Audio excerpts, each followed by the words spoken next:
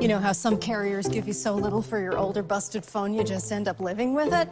I don't think so. Verizon lets you trade in your broken phone for a shiny new one. You break it, we upgrade it. You dunk it, doggy bone it. Slam it, wham it, strawberry jam it. We upgrade it. Get a 5G phone on us with select plans. Every customer, current, new, or business. Because everyone deserves better. And with plans starting at just $35, better costs less than you think. All right, folks, today is Thursday, December 23rd, 2021. Coming up on Roland Martin Unfiltered on the Black Star Network, guilty, guilty. Those were the two words that came out in the Kim Potter trial for the death of Daunte Wright. We'll break down what happened in this case, and not only with Georgia Fort, the reporter who covered this trial, but also with our stellar legal panel. President Joe Biden finally says that if the only way to pass voting reform is carving out a filibuster exception, then he supports it. It's about time. Also, the CDC says there have been more than 670,000 COVID new cases in the past 3 days. Man, we'll have a doctor on talk about the spikes in COVID in the country. Also, John King is running for governor of Maryland. The former education secretary will join us on the show. Also, in memoriam, we'll remember Franklin Thomas, the first Black president of the Ford Foundation, who passed away. It is time to bring the funk on Roland Martin Unfiltered on the Black Star Network. Let's go. He's got it. Whatever the biz, he's on it. Whatever it is, he's got the scoop, the fact, the find. And when it breaks, he's right on time and it's rolling. Best believe he's knowing. Putting it down from sports to news to politics. With entertainment just for kicks, he's rolling. It's on go, y'all. It's Roland Martin, yeah. Rolling with Roland now. He's funk, he's fresh, he's real, the best, you know he's Roland Martin now.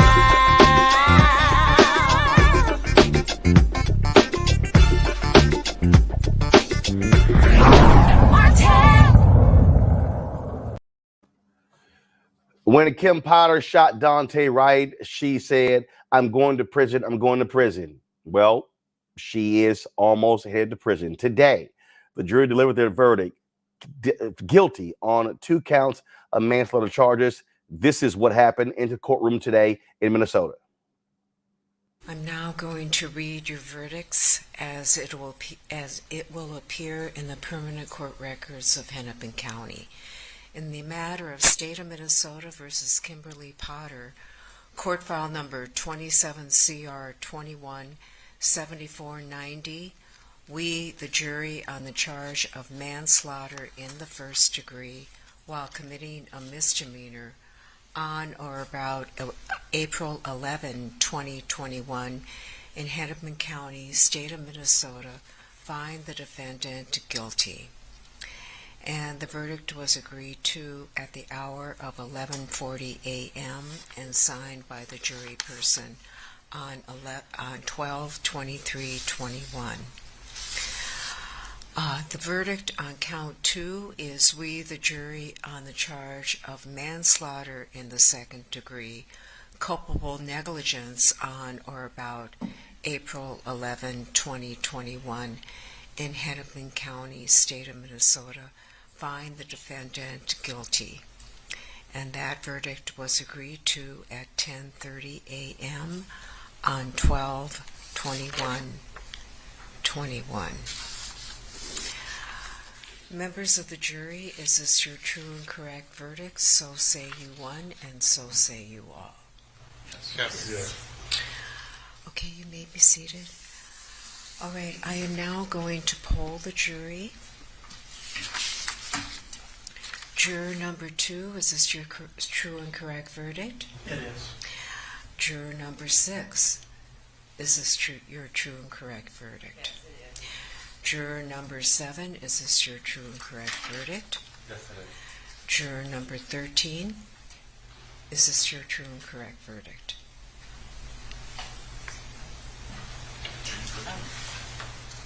Oh, it's juror 11. And juror 17, is this your true and correct verdict? Yes. Juror number 19, is this your true and correct verdict? Yes. Juror number 21, is this your true and correct verdict? Yes. Juror number 22, is this your true and correct verdict? Yes. Juror number 26, is this your true and correct verdict? Yes. Juror number 40, is this your true and correct verdict? Yes. Juror number 48, is this your true and correct verdict? Yes. And juror number 55, is this your true and correct verdict? Yes, it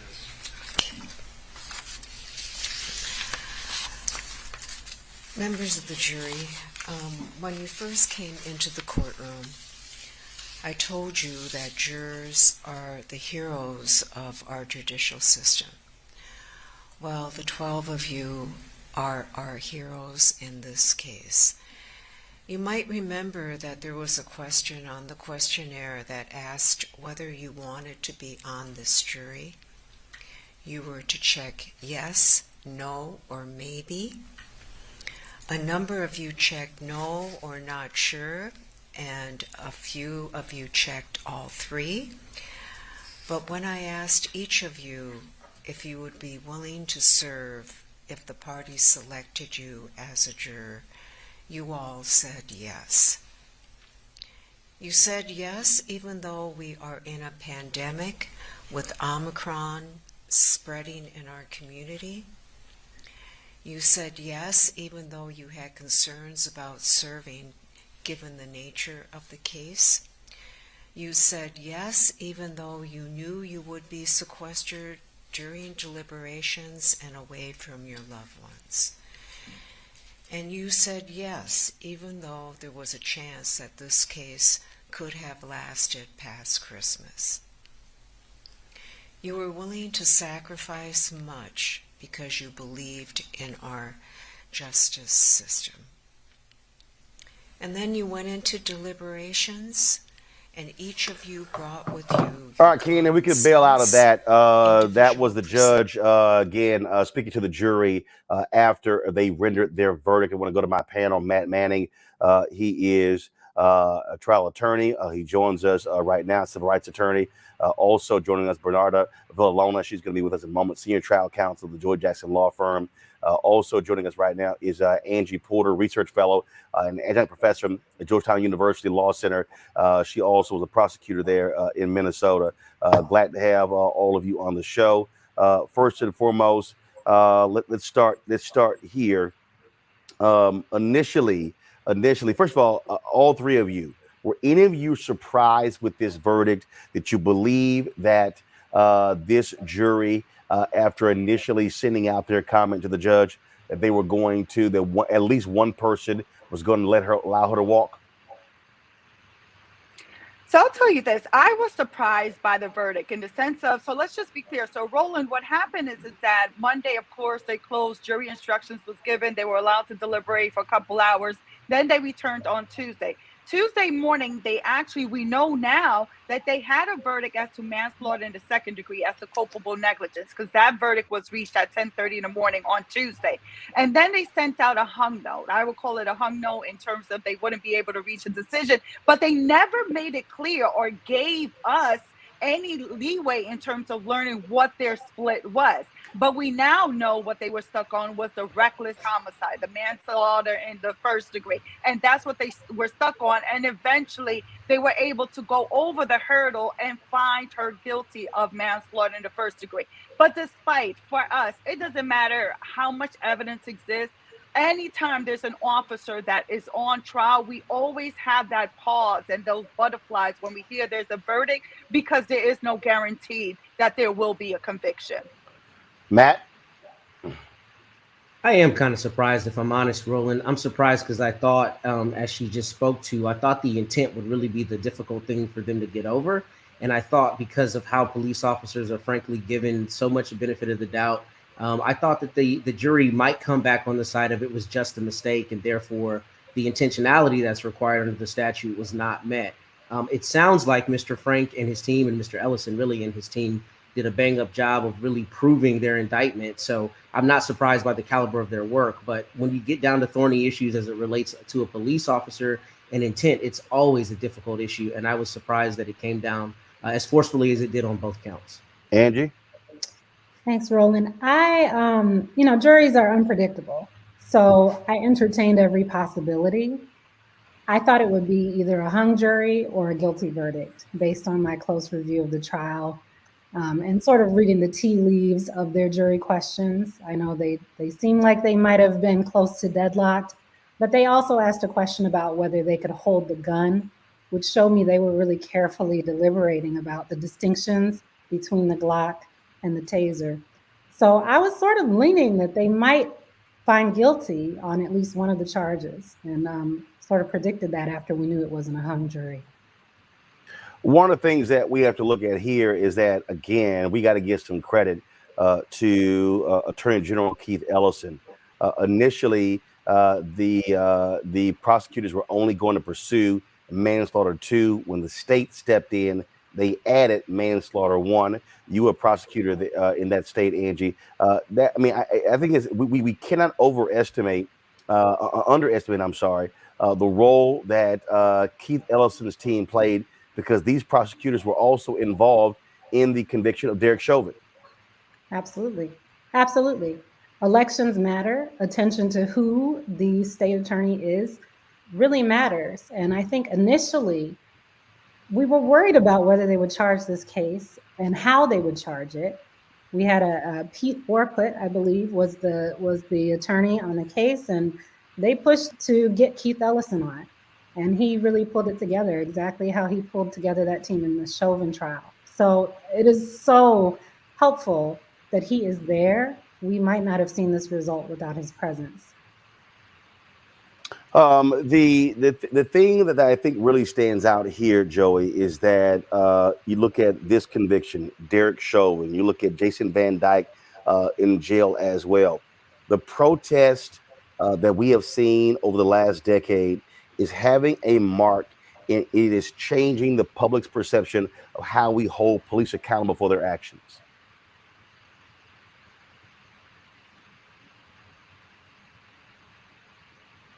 Joy, did you hear me? Joey, did you hear me? Matt, did you hear me? I did, yes. And I do think you're right. Go right ahead, I'm sorry. I was just going to say, I think you're right. I think the political pressure and the social pressure that's on is really requiring prosecutors to not only be nuanced, but to do their absolute best to make sure that they put forth a true case and not sweeping things under the rug. So I do think that pressure is having a demonstrable effect on what we're seeing.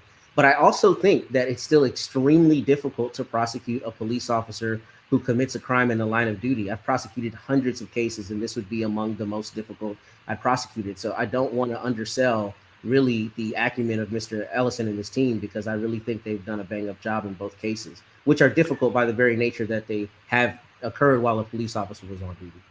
Bernardo, what should other DAs be learning from this trial and from the Chauvin trial with the work of the Minnesota Attorney General's office? So, Roland, aside from learning, is that what these other prosecutors have to have is the courage. Have the courage to actually bring charges if you see that charges are fit in a certain case, because that's the first step right there, the problem that we have. In terms of prosecutors, we know that prosecutors have an enormous amount of power. If the prosecutor can determine whether someone's arrested, the prosecutor can determine what charges, if any, someone should face. So in terms of the prosecutor who represents the people of any given county, they're supposed to be the word and the face for the people, is that if there's an issue, there's a crime that is committed, you put it before the jury or a grand jury for them to make a decision as to what actually happened, as opposed to taking it away and not giving the people the opportunity to make a decision.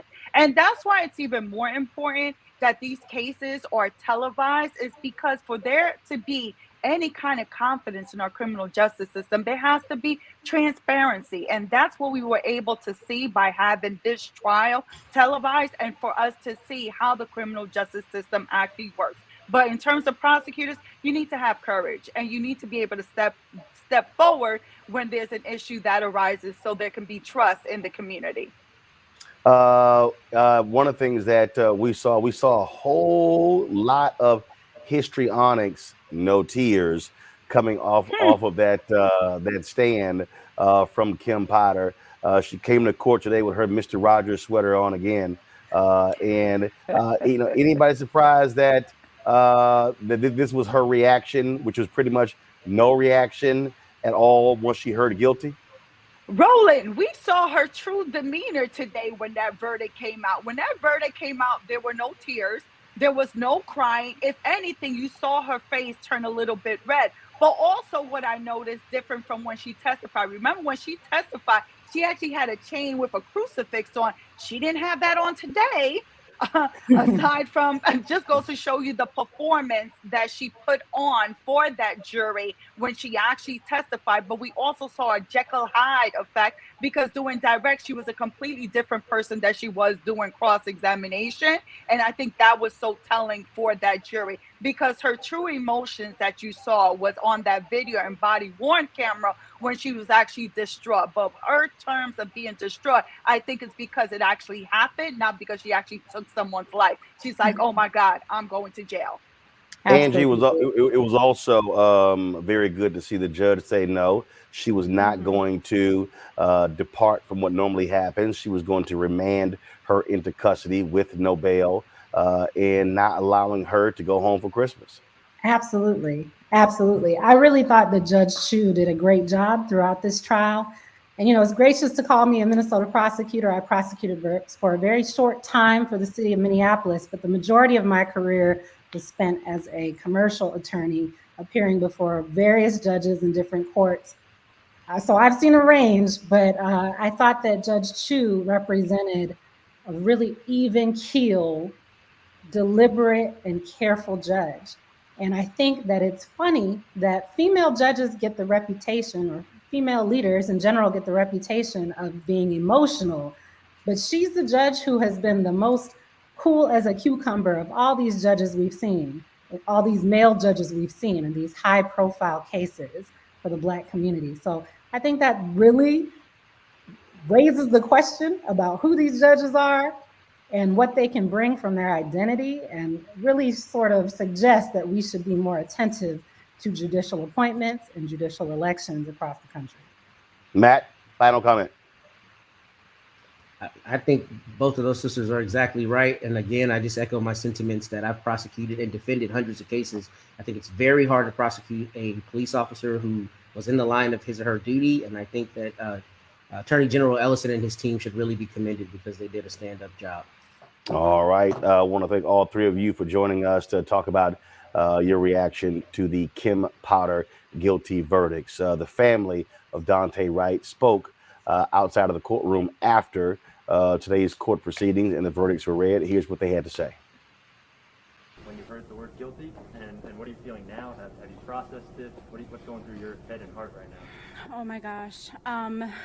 The moment that we heard guilty on the manslaughter 1, emotions, every single emotion that you could imagine just running through your body at that moment. I kind of let out a yelp, because it was built up in the anticipation of what was to come while we were waiting for the last few days.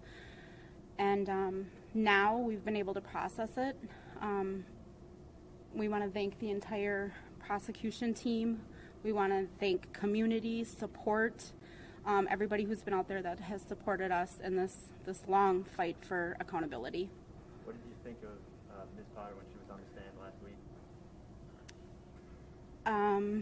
I'd rather not answer that question. Well, the truth be told, what do I think? I want to thank her. I'm going to keep it short. Mr. Olson.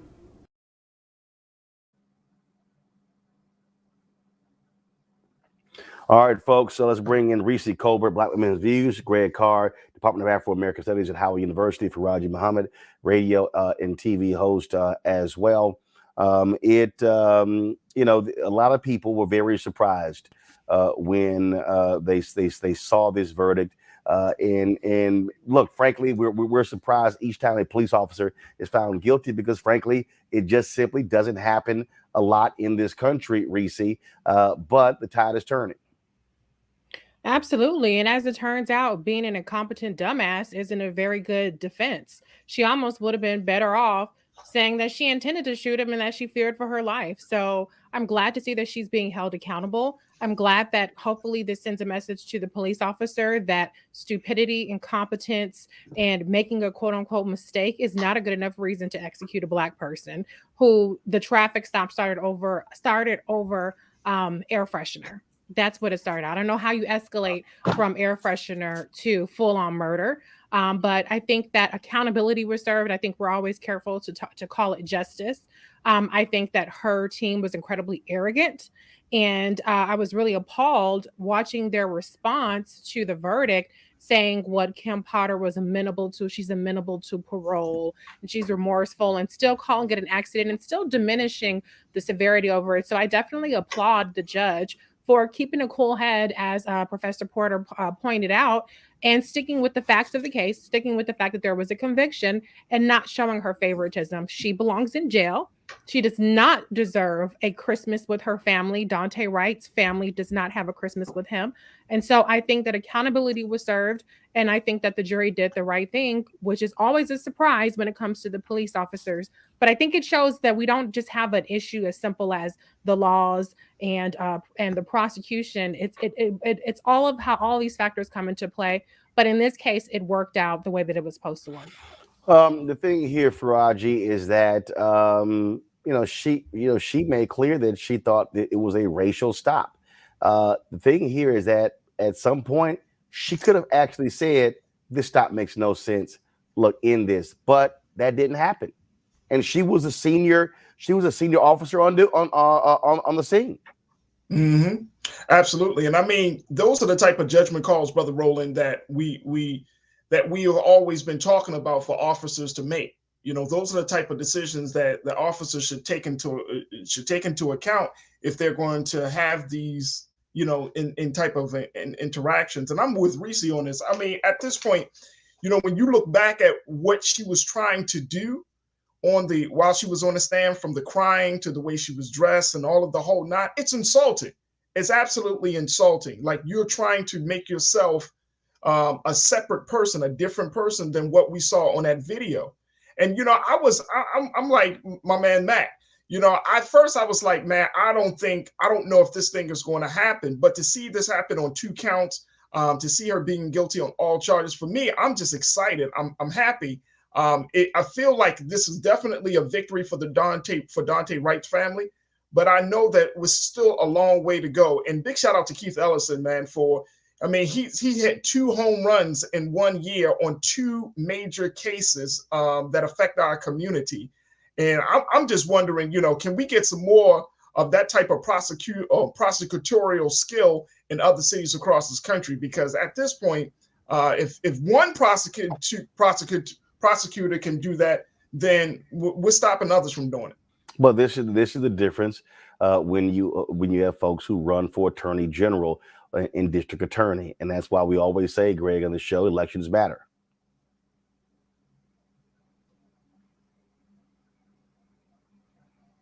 Greg, I think you're on mute. Sorry about that, brother.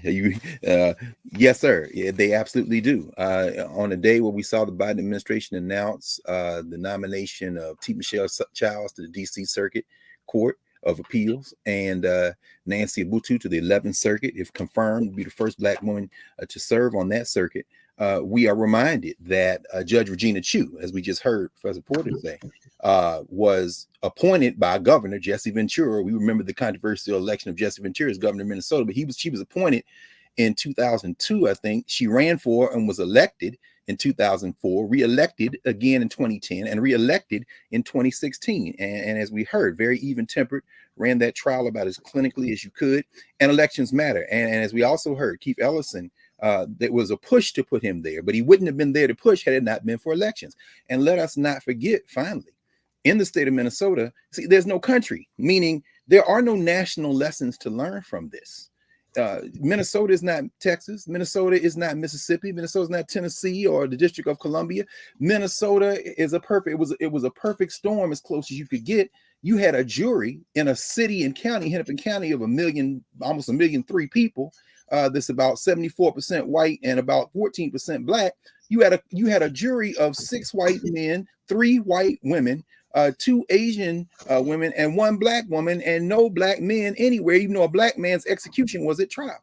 So, you heard Keith Ellison walk the razor's edge today, where he comforted the family of Daunte Wright. And you heard Daunte Wright's mother say, yeah, I don't even want to comment on that. But then he turned around and said that this killer cop was part of a noble profession.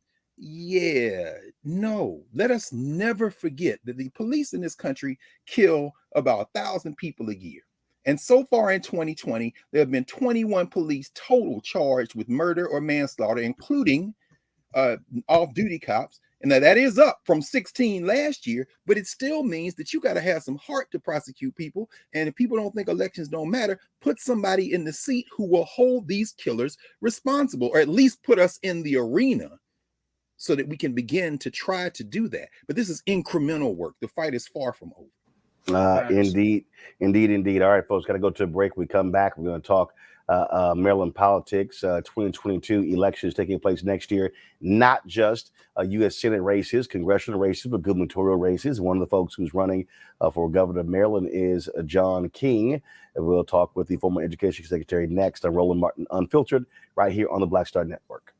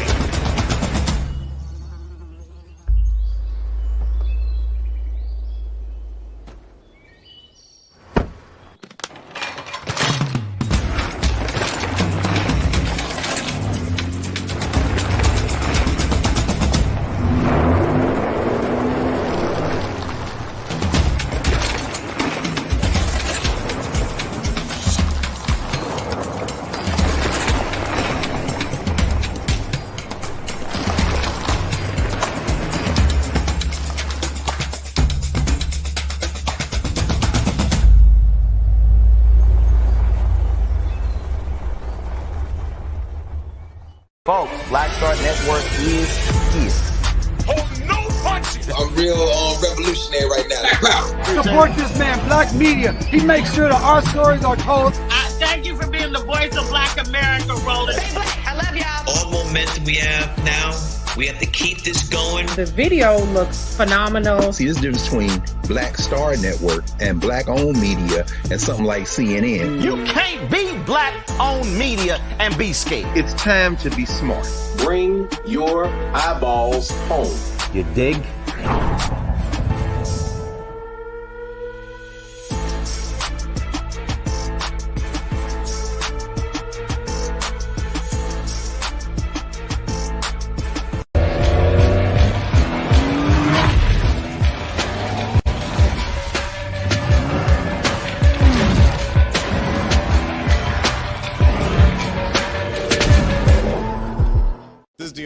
What's up, y'all? I'm Will Packer. I'm Chrisette Michelle. Hi, I'm Chaley Rose, and you're watching Roland Martin Unfiltered.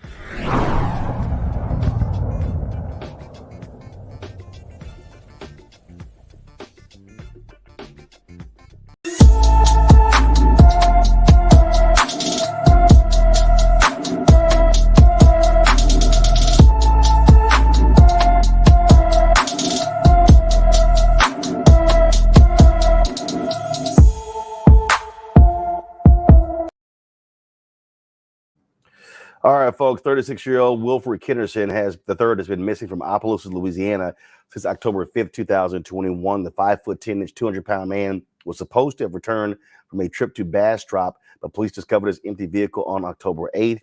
He has black hair, brown eyes, and both of Wilfred's ears are pierced. Anyone with information related to the whereabouts of Kennerson should contact the Opelousas Police Department at 337-948-2500. That's 337-948-2500.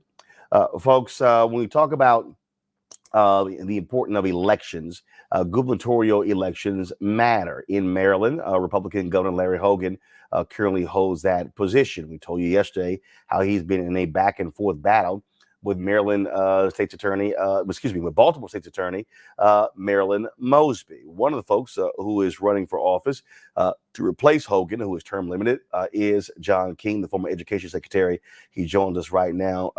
First of all, John, glad to have you back on the show. One of the issues that Hogan keeps raising is crime. We're hearing this in other races as well. And so how much of that is a major part of your campaign?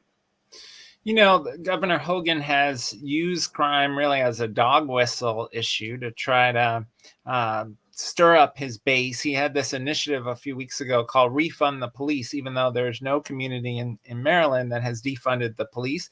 And in fact, in the city of Baltimore, the police budget has gone up. So it's really just a political tactic. My argument is, yes, there's a role for police in stopping the flow of illegal guns and investigating murders. But what we really need to do is reimagine public safety. We need to invest much more in addiction treatment and mental health services, in violence prevention programs. We can have civil rights protection and public safety. Those aren't in tension. We actually need to achieve both. And that obviously is just one of the tactics the right uses, where they label any Democrat with defund, defund, defund. That's exactly right. And look, it's part of a pattern with Governor Hogan. You know, he gets a lot of credit for being anti-Trump and pro-vaccine. That is a very, very low bar. One of the first things he did when he took office was he canceled a transportation project that would have connected poor neighborhoods in Baltimore with where the jobs are. He sent almost $1 billion back to the Obama administration. And again, it was dog whistle politics. It was saying, oh, well, why are we going to spend money on those people? In terms of priorities, education obviously is area of interest for you, and we know that that's been a major concern for folks who are in Baltimore. And so, what will you do different if elected governor? Yeah, we need to invest much more in our K-12 schools. Actually, the General Assembly just passed a major school funding reform package over Governor Hogan's veto. Some of my Democratic opponents are reluctant about it, but I believe it's very important to follow through on that additional investment in raising teacher pay and making all of our high poverty schools community schools with wraparound services to support families, investing in career and technical education so young people are prepared for good 21st century jobs. And I think we need to build on that reform. I've called for universal affordable childcare, birth through 5. We can afford to do that in Maryland. It's a question of political will. And we have to invest much more in our community colleges and our historically Black colleges and universities in the state. Those are institutions that have been engines of social mobility for generations. My grandmother graduated from University of Maryland Eastern Shore in 1894, changed the whole trajectory of our family. Those are the kinds of institutions we've got to prioritize going forward. Questions from my panel. Faraji, you're there. You're based there in Baltimore. Your question for John King. Good evening, Mr. King. My big question is, as a citizen of Baltimore and one who has, keeps up with the politics of everything, what do you think your administration, what will be your administration's relationship to the city of Baltimore? Because as it currently stands, when it comes to Baltimore City and Annapolis, it can be a contentious relationship, whether you're talking about funding for education or, most importantly, crime and violence issues. So we've seen that from Governor Larry Hogan. We've seen that from previous governors of the state. What will be your administration's tone and relationship to city leaders, especially when it comes to funding of education and other initiatives?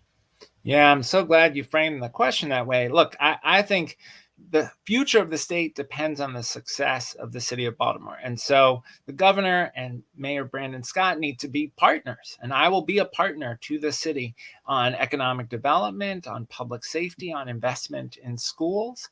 And I think we need the state to be a partner in a neighborhood-based economic development strategy. As you know, for the last 20, 30 years, a lot of the economic development strategy in the city has focused on building up fancy apartments at the waterfront and hoping that would benefit the rest of the city. So you have middle class, working class, Black folks actually subsidizing with their tax dollars, wealthy white folks living in waterfront, beautiful apartments. That is not the right way to think about economic development in the city. We need to do much more around neighborhood-based economic development. That will create a healthier city. That's investing in small businesses. That's making sure every neighborhood has a supermarket. There's good transportation between neighborhoods so folks can get to where the jobs are. Thank you. Reese Colbert, your question for John King. Hi, Mr. King. My question is actually about Prince George's County. What is your, lens towards Prince George's County and the economic development there? I've noticed there's a lot of new construction, as you pointed out, but the last thing PG County needs is another chicken shack. I mean, there's a Popeyes that popped up across from Bojangles.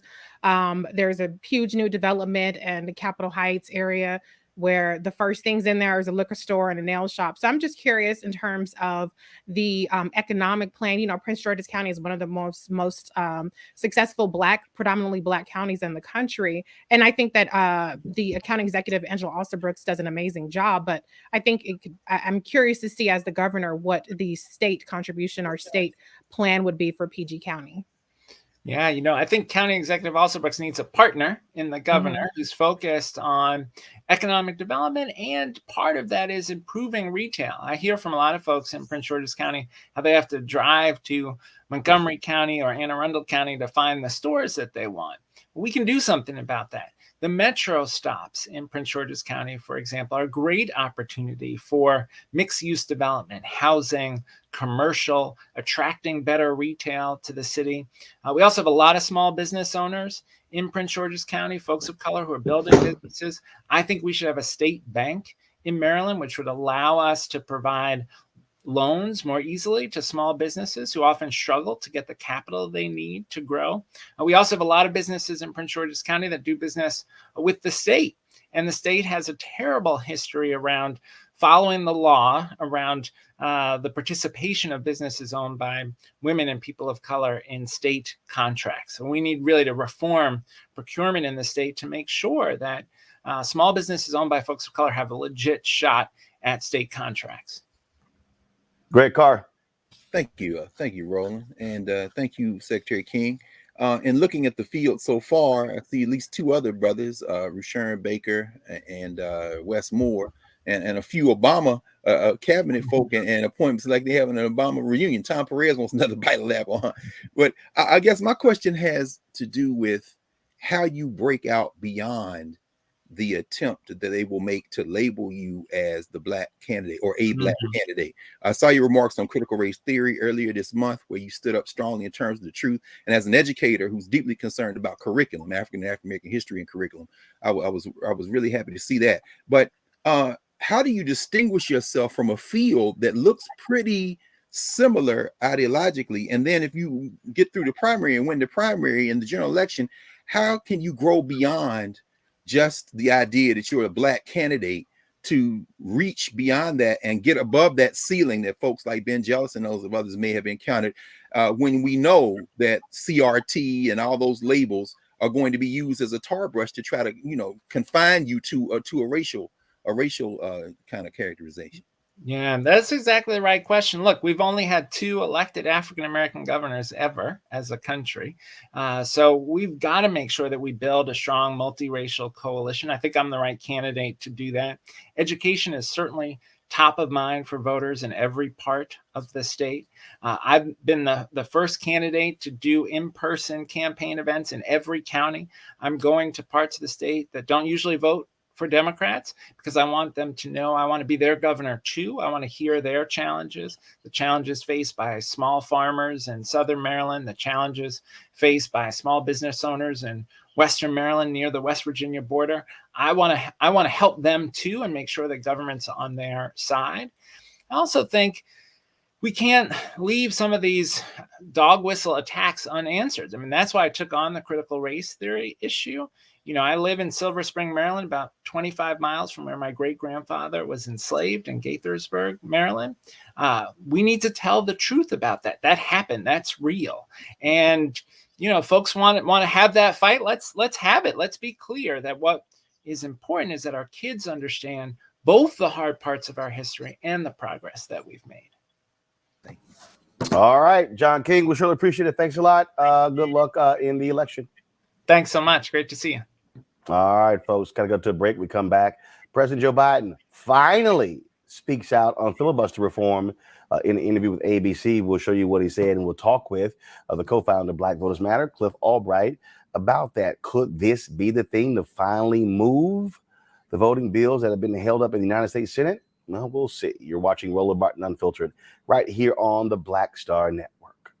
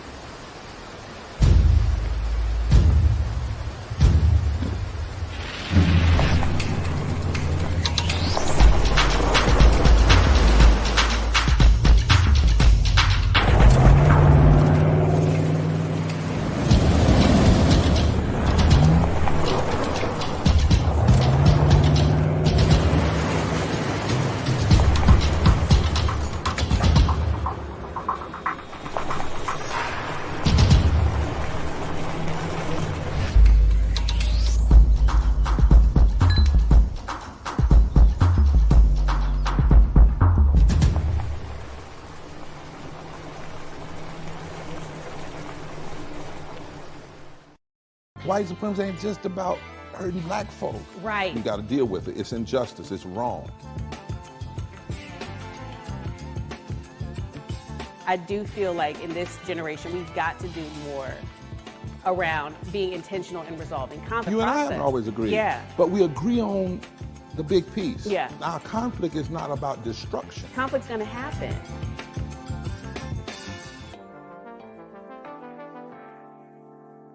Hey everybody, it's your man Fred Hammond. I'm Deion Cole, and you're watching Roland Martin Unfiltered.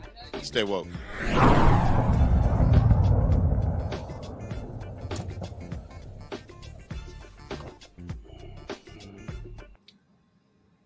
2021 has been a constant fight, constant battle over voting rights. Republicans have stood in the way, obstructing every chance they could, including some Democrats doing the exact same thing.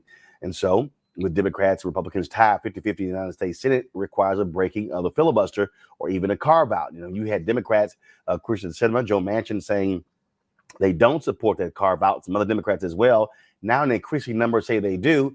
Finally, during the interview with David Muir of ABC, President Joe Biden weighs in. Consequential. You know, many of your supporters believe in order to protect democracy in this country, you've got to protect voters' rights. Yes. As we near the end of year one, nothing's been done. It's been blocked by the filibuster. Are you prepared to support fundamental changes in the Senate rules to get this done? Yes. What does that mean?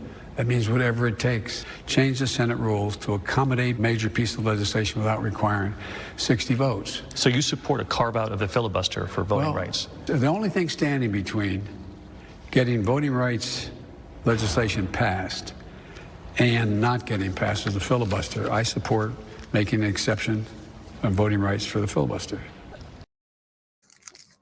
Well, is that enough? Is that going to move Democrats on this issue? Cliff Albright is co-founder of Black Voters Matter. He joins us right now. Cliff, y'all have been pushing the president for quite some time. You're finally glad to hear him say this? Yeah. Hey, good evening, Roland, and happy holidays. Merry Christmas to you. Hey, you know, it's certainly a step forward, right? It's not quite the, you know, the buck stops here kind of, you know, bully pulpit type language that, you know, we really want to see him use. For example, when he went to Congress last month to push for the passage of that infrastructure bill, he didn't go there saying, I support this infrastructure bill. He went there saying, I want this infrastructure bill. I need y'all to get this done, and I need y'all to get it done now, right?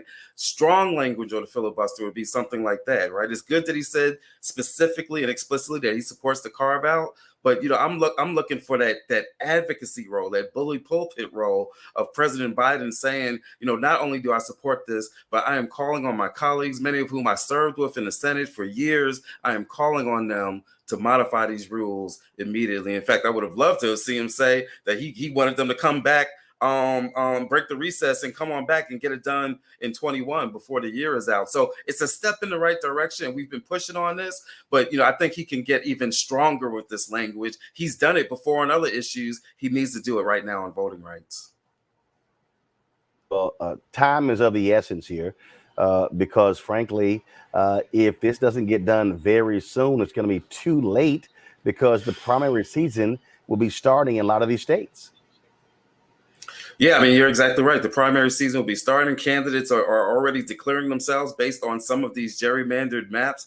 Ballots are going to start to be printed in just a matter of weeks, if not in days, for some of those primaries, right? It reaches a point where even the courts, if they find that you know, some of these laws are discriminatory, or that they were too gerrymandered, or if the legislation passes and they can do a look back, even if we get to that point, courts are very hesitant to start undoing electoral processes once they're in motion, once people have declared, once ballots have been printed, right? And so we are getting dangerously close. We're really past the point of where we needed to get this done, but we're getting dangerously close to the point of no return. So what is next? Yeah, I mean, we're still pushing. You know, we got some phone banking going on even this week, right? We've been saying, even though they went on vacation, that our movement's not necessarily on vacation. So there are folks all around the country that have been phone banking, calling the White House, calling senators. Even this week, folks can go to our social media to get more information about that. Black Voters MTR on different social media platforms. But the big thing that we're building up to is January 6th. There's going to be some types of commemorations around, of course, the anniversary of that takeover, and really pointing out the hypocrisy that a year later from this attack on democracy, you know, this one-day coup attempt, that there's been this ongoing slow coup attempt taking place, and yet here we are a year later and we still don't have voting rights, right? And so we're going to be having some actions in DC as well as in states across the country, along with our partner organizations, our coalition on voting rights, to really point out that hypocrisy, to make this push, to make sure that Senator Schumer keeps his word. He said that voting rights will be the first thing that they deal with when they get back. And so we're going to be active during the break and on January 6th to make sure that happens. And then finally, as you know, Roland, there's been a call put out by Dr. King's family himself, by Martin Luther King III, and his family, along with other organizations, that we make sure, and the King Center in Bernice has agreed with it, that making sure that in this anniversary of Dr. King's birthday and his holiday, that, you know, while community service is important, I never want to, you know, dismiss community service, but that this is a year that, especially when we got to remind folks that Dr. King wasn't just about community service, he was about civil rights, he was about advocacy, he was about, you know, pushing the envelope in order to get us the rights that we deserved. And so on this anniversary, on this holiday, we want to make sure that the holiday is used as an organizing point to make a final push for voting rights, if it has not already been passed by that point. Reese, this, of course, finally Biden saying this is important, but saying stuff is one thing. He's got to use the power of his office to also push and get it done. Perhaps that's one theory about it. I still maintain, where the hell is Chuck Schumer at? I mean, Biden doesn't have a magic wand over the Senate. The Senate and Congress, House of Representatives, are a co-equal branch of government. Sure, I think that Biden could be more forceful on the issue, but I still don't understand how the hell Chuck Schumer gets a free pass in all this. I mean, he's the one who adjourned the Senate without getting voting rights passed. Oh, he spent a whole 24 hours promising that he was going to get something done before the end of the year and still failed to do that. So I'm not a Biden apologist, don't get me wrong, but at the end of the day, I still believe fully that this is a responsibility that falls under Chuck Schumer. If he can tweet all day, every day about canceling student debt, then he can get in there and do his damn job as majority leader and try to figure out a way to a path forward on the voting rights, just the same way he did on the debt ceiling and the carve out for that. So this is a Senate process, and I still think that Chuck Schumer should be getting way more heat, exponentially more heat than what he's getting at this point. Faraji.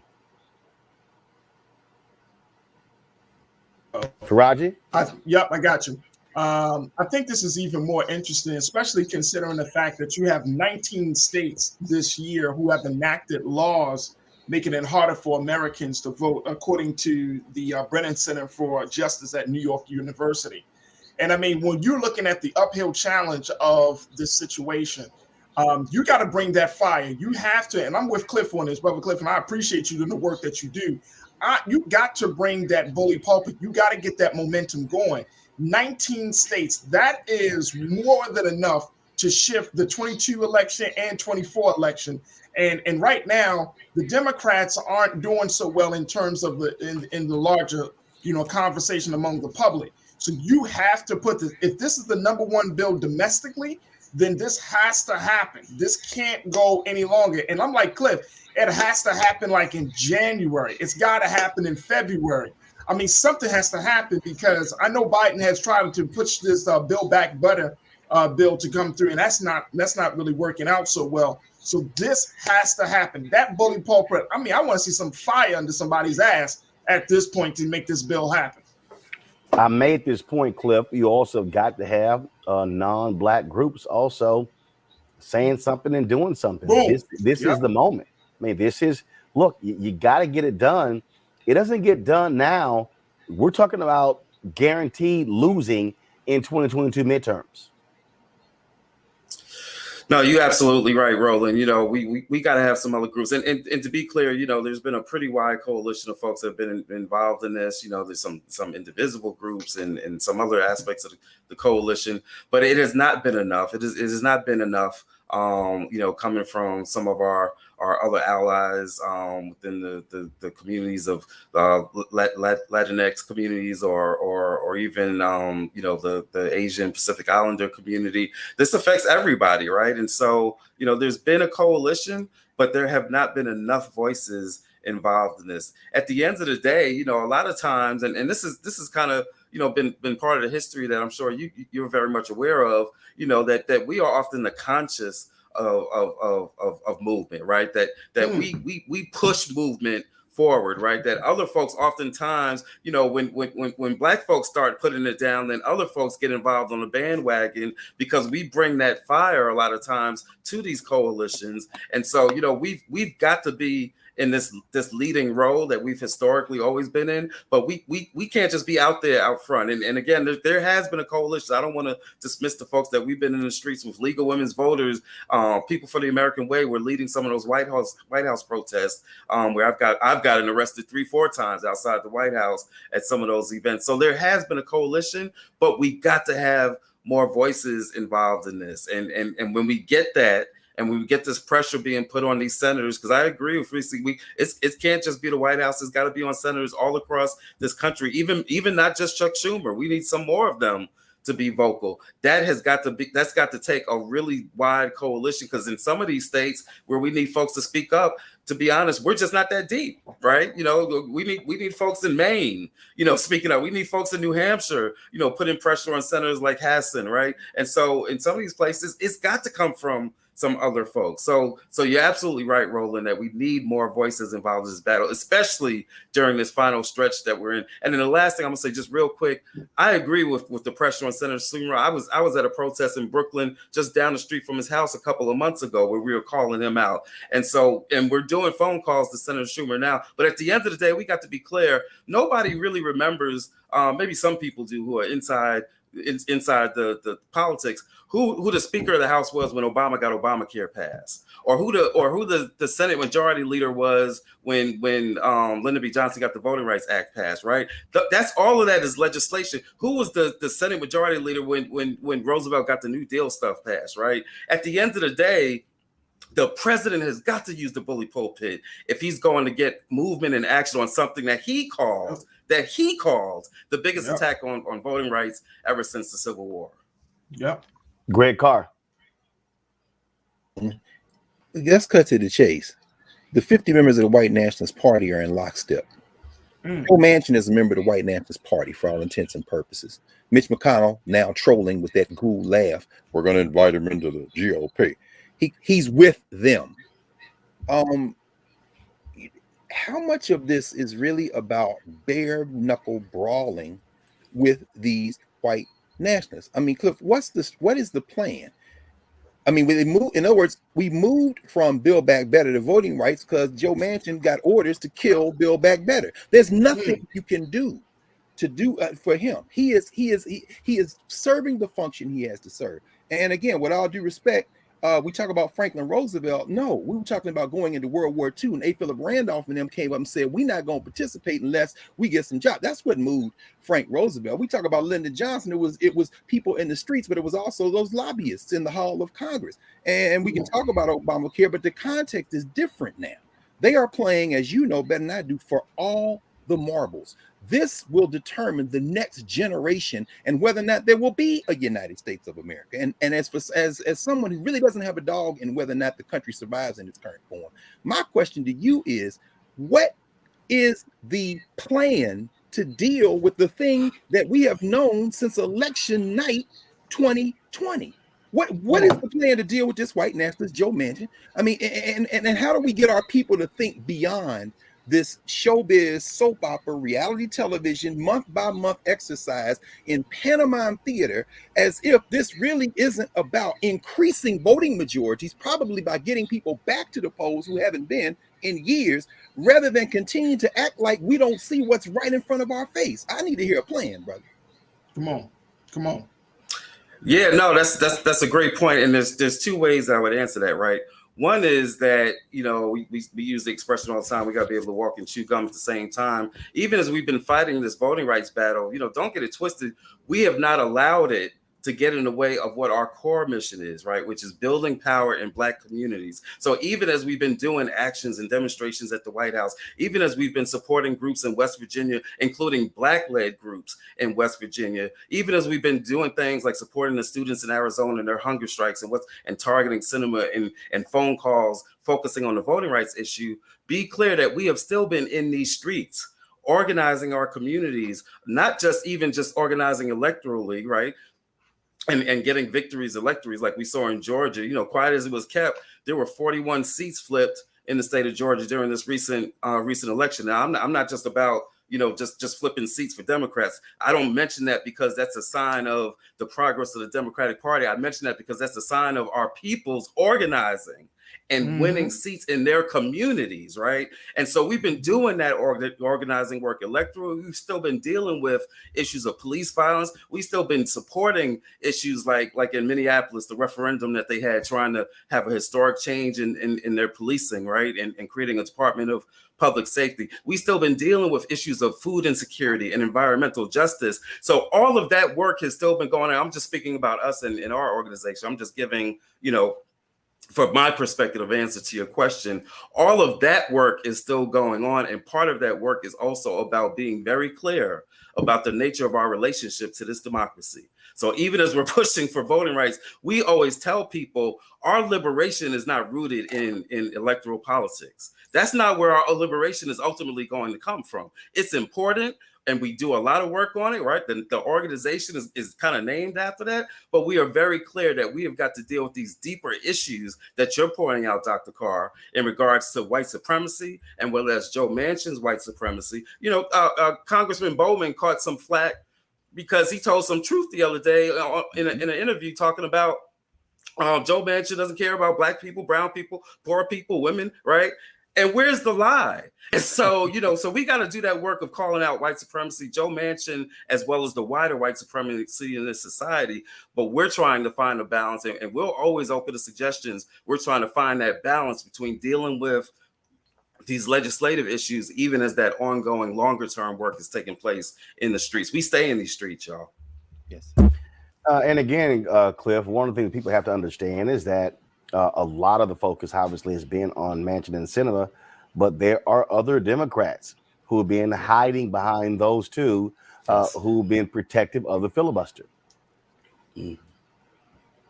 Yeah, is that? Yeah, I mean, definitely. That's been part of what we were trying to do a week or so, maybe 2 weeks ago, on the day when the White House was doing its Democracy Summit. We had actions going on in 10 different states targeting senators, including New York, where we targeted Schumer, right? Including West Virginia, including Maine, including Georgia right here, where one of our senators, Senator Ossoff, has not been as vocal as I'd like to see, as many of us would like to see. So a lot of these senators, you know, people like Warner and Kane in Virginia, right, and Angus King, you know, we've been trying to call them out over the past couple of months because, again, you're absolutely right. There's other senators that have been hiding behind Manchin and Sinema. The good news is that over the past couple of weeks, some of them have even been coming out saying that they are now finally supporting filibuster reform and changing the rules. And so the tide has been turning for the past couple of weeks with like I said, Senator Hassan from New Hampshire, who never does interviews, came out and did a floor speech and then did an interview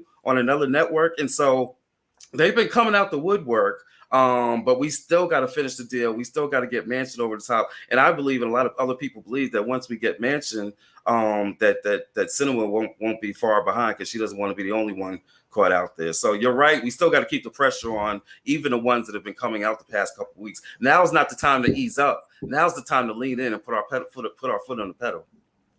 All right, then. Cliff Albright, co-founder of Black Voters Matter. We really appreciate it. Thanks a lot. Thank you. All right, folks, got to go to break. We come back. Initially, the Texas Pardon Parole Board said that George Floyd deserved a posthumous pardon. Now they're rescinding that, citing procedural errors. I'll explain next right here on Roland Martin Unfiltered on the Black Star Network.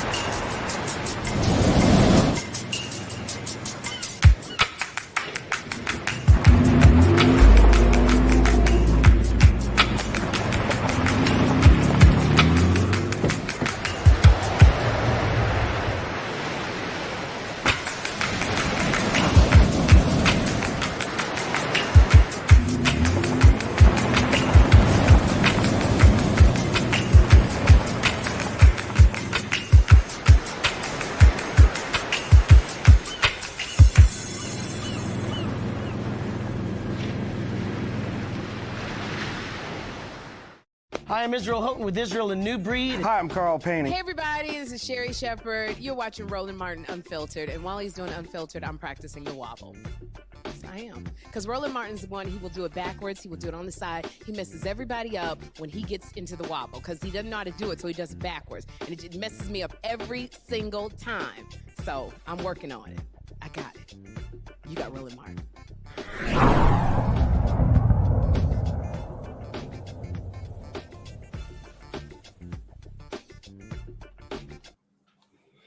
Well, I know how to do the wobble, just you're not as creative as I am, Sherry. All right, folks, let's talk about what's happening in Texas. The Texas Pardon Parole Board back in October voted to extend a posthumous pardon to George Floyd. Now they are rescinding that, citing some procedural errors. Normally, Texas Governor Greg Abbott announces around this time his pardons and paroles. Well, this is what, so the Abbott office released a letter showing that the board had found, quote, unexplained departures from its process and needed to reconsider more than a third of its 67 clemency recommendations this year, including the one for Floyd. Now, they gave no details on what these errors were. People were very quite upset by this. Allison Mathis, who is a lawyer out of Houston, the public defender, she was the one who made the request. She called this a ridiculous farce and said the governor is playing politics ahead of the March primary. Quote, it really strains credibility for them to say now that it's not, that it's out of compliance after the board has already voted on it. And remember, it was also a unanimous vote. This is what we can easily expect, Reese, from folks like Texas Governor Greg Abbott, who is, frankly, one of the worst people I've ever seen in political office.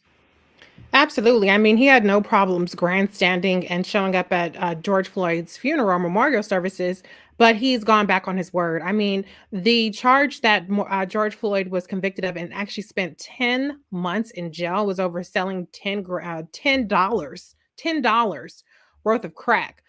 Which I'm not saying it's okay to be selling crack, but for fuck's sakes, I mean, it was $10. It should be a no-brainer to pardon him regardless of paperwork. I mean, I'm sure he's pardoned some lobbyists or some white-collar criminals without much of a thought. So this is where you have to always look at the actions beyond the gestures, beyond the showing up to shake hands and kiss babies and pay lip service to Black people and issues that they care about. So he needs to be a man of his word. He's not much of a man, but you could at least do that much.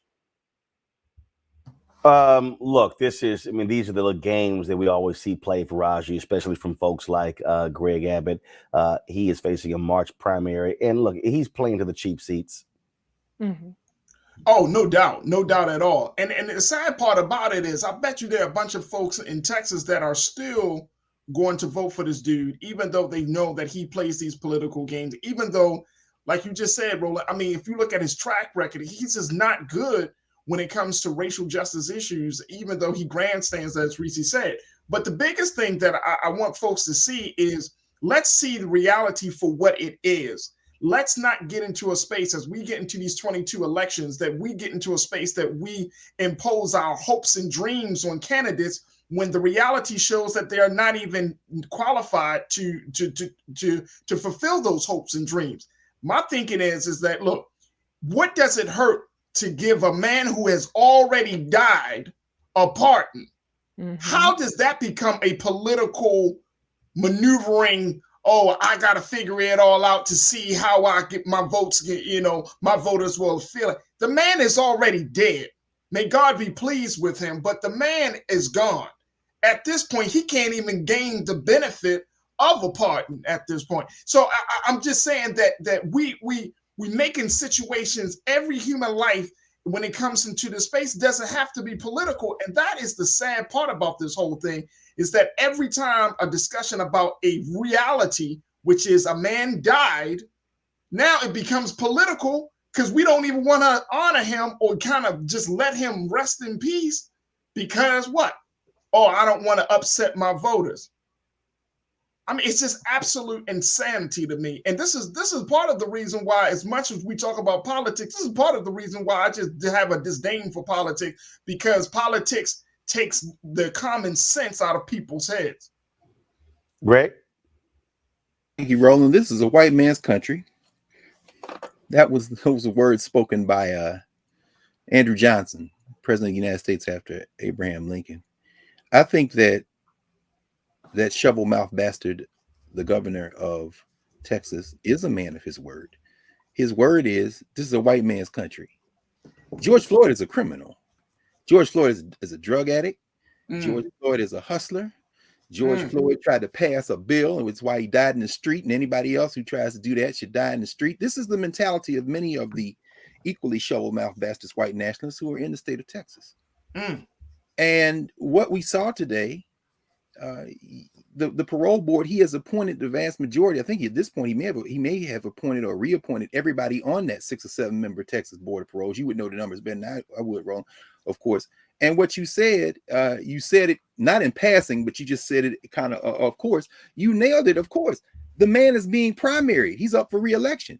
George Floyd is a criminal in the minds of his voters. So he is not, and whether it be, and let us not forget, as you said, Reese, this isn't just about the George Floyd conviction. This is about Gerald Goins, the officer who arrested him, who is all kind of crazy, facing 2 murder charges, been accused of lying in all kind of cases to justify warrants in his drug raids. And so there are any number of convictions that will be overturned because of Gerald Goins, the guy who arrested him.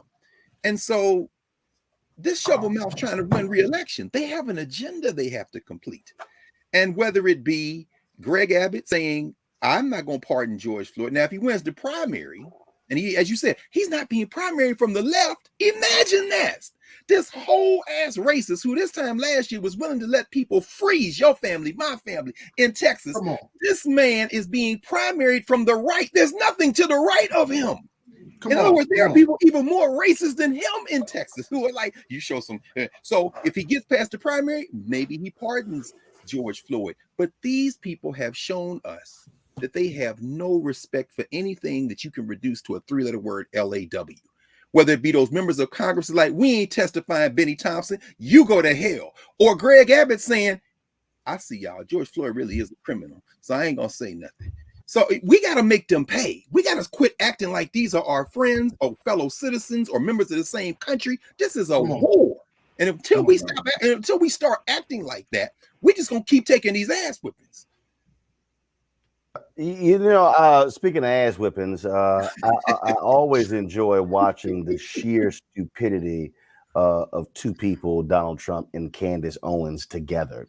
But it was quite hilarious to watch this idiot Candace Owens interview Donald Trump, and even he have to smack down her stupidity when it comes to the vaccine. Y'all know I don't give a damn about Candace Owens. I think she's one of the dumbest people you've ever seen in the world. She's a grifter. And matter of fact, her stupidity is only matched by the stupidity of Donald Trump. And so let's just call this segment the Stuck on Stupid segment. And so we got to get a kick out of watching these 2 idiots talk to each other. Y'all, listen to this exchange. Terms of big pharma, which is a huge topic on the minds of mothers, especially. You're seeing what's happening at these school board meetings. Where do you stand on these vaccine mandates? And obviously, I know that you are pro-vaccine. Obviously, you did everything you could to get this vaccine out. I know it was one of the greatest achievements. We did it in less than 9 months, and to be able to do that. Yeah, but now it's taken a twist, right? It's gotten, now we went from this is a good thing and people should have this option to military men, you're going to have to resign because you're not getting this vaccine. Where do you stand on that? Well, I stand on, forget about the mandates, that people have to have their freedom, but at the same time, the vaccine is one of the greatest achievements of mankind. We would have had in 1917, remember the Spanish flu, killed perhaps 100 million people. Actually, it ended the First World War because the soldiers a lot of people don't know that. The soldiers got so sick. It was a terrible thing. There were no vaccines. There was no anything. I came up with a vaccine, with 3 vaccines. All are very, very good. Came up with 3 of them in less than 9 months. It was supposed to take 5 to 12 years. And yet more people have died under COVID this year, by the way, under Joe Biden. than under you, and more people took the vaccine this year. So people are questioning how. Well, no, the vaccine worked, but Yeah. some people aren't taking it. The ones that get very sick and go to the hospital are the ones that don't take the vaccine. But it's still their choice. And if you take the vaccine, you're protected. Look, the results of the vaccine are very good. And if you do get it, it's a very minor form. People aren't dying when they take the vaccine. What about the masking of children? That's a big one I for think moms it's a right terrible now. thing. I think it's a terrible thing. That flies in the face of science. The kids have a virtual 0% Right. chance of dying of COVID, and yet they're insisting on these vaccine mandates. I mean, I'm sorry, on these masking masks, mandates, and now even the vaccine mandates for small children. Right. And what's going on there? I think what's happening is you look at the masks where Fauci and a lot of other people said masks don't mean anything. All of a sudden he becomes a radical masker. I don't like to see the kids with the masks on. They're sitting in school. They have a hard enough time sitting in school. It's like China. I've been to China. Well, and yet China's education system's a hell of a lot better than ours. You know what? They're rated number 2 or 3, and we're rated number 44. But masking children, I mean, No, it's bad. the way it looks, right? It doesn't look like a free country. I'm against it. Reese, you got to enjoy that idiot. Well, let me say, because she gets dragged for her non-trimmed burnt edges all the time. Her hair is looking better, her makeup is looking better, she's not sounding any more intelligent. It's bad when Trump is the one who make a little bit more damn sense. I mean, he was talking about how China has a better education system, how the vaccine is the greatest thing. It's like glitch in the matrix. What is happening here? And so it wasn't going according to plan. I don't know who initiated this, but the interview definitely did not go according to plan. And I'm loath to give Donald Trump credit for anything because people forget so quickly. He is the most destructive politician who has led to the degradation that we see today in terms of having a fact-based, science-based discourse in our society. But in this case, he just so happened to, keep it somewhat real. So yeah, it's actually really laughable that somebody of her low stature and caliber and intelligence level was given the platform, even though I don't hold Trump in high regard. He is still a former president, as opposed to journalists, particularly Black journalists, who are much more informed. And, maybe some of them wouldn't want to sit down with Trump, but it just goes to show when you buck dance and you grift for, white supremacists, then you get doors open that really shouldn't be open because you're not equipped. And she's not equipped. And at least Trump somewhat had his wits about him in that interview for a change. This fool Greg tried to say, oh, the vaccine is killing people and more of them are dying under Biden. And he's like, yeah, actually, the unvaccinated. Well, that was quite a clip. I mean, I guess, first of all, in terms of Donald John Trump, he's looking at her and we all know what he's saying. Canderosa, in other words, all Black women the same Donald Trump. And so I can't even imagine what was going through his head as he's trying to check her.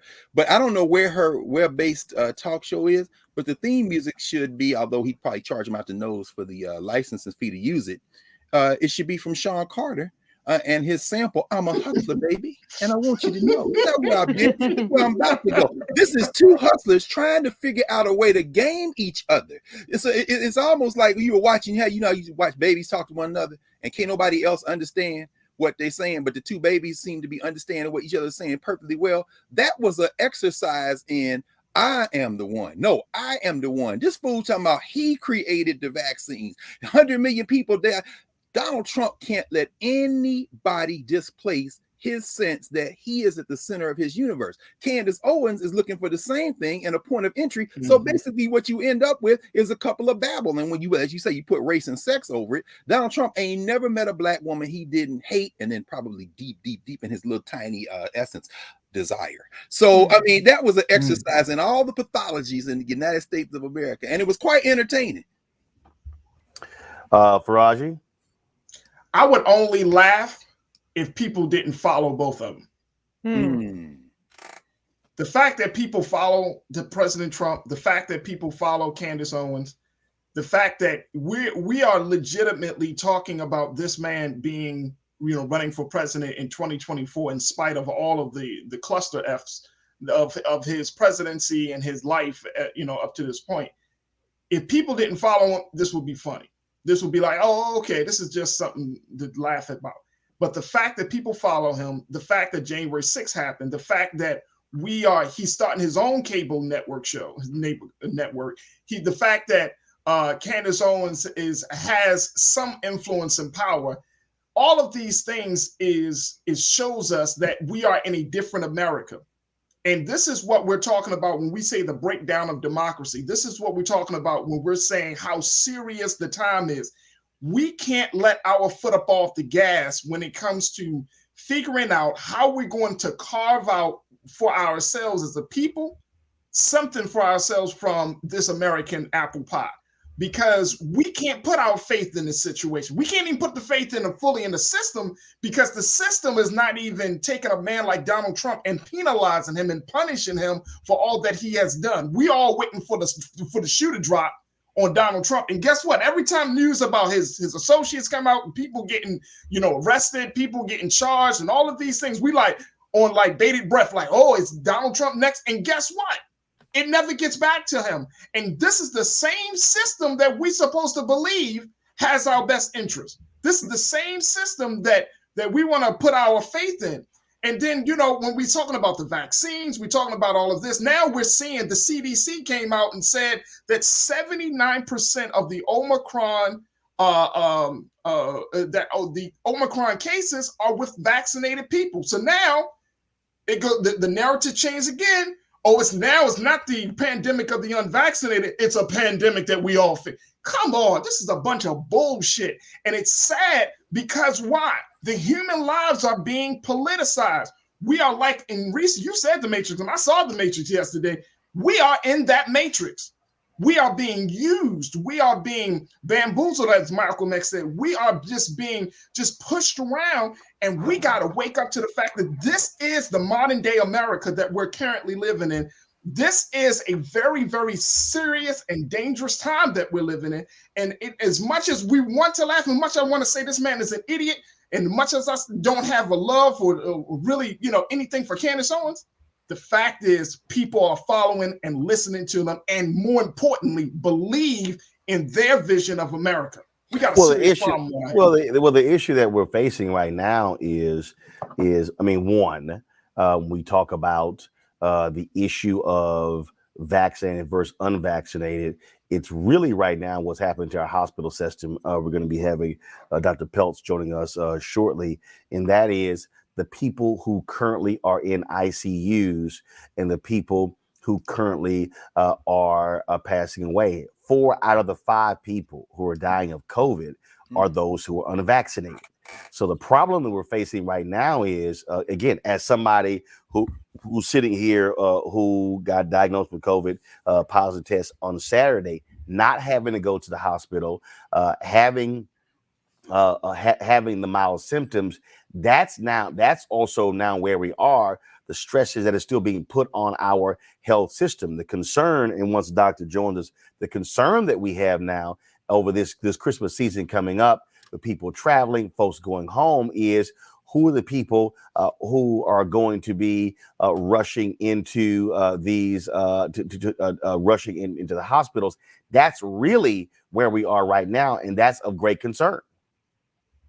That's true, Roland. I mean, first of all, brother, when you let us all know that you had taken and contracted the virus, I think it's sent a shockwave. But I'm gonna tell you, man, as you say, you're not in the hospital, thank God, and that's because you've been vaccinated and had scheduled your booster. I've been vaccinated. I got the booster several weeks ago now, and I went and got tested around the corner, which is as a matter of course.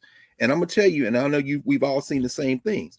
The lines outside the testing places are stretching everywhere. People are terrified, and I'm sure we're all getting, Reese, Faraji, Roland, I'm sure we're all getting message after message every day from friends and families and acquaintances who are finding that they've contracted the coronavirus, or they know people who have, and it's Omicron, and it's spreading like wildfire. Harvard has said they're going to go online for the first part of 2022. I expect Howard and everybody else is going to do the same thing.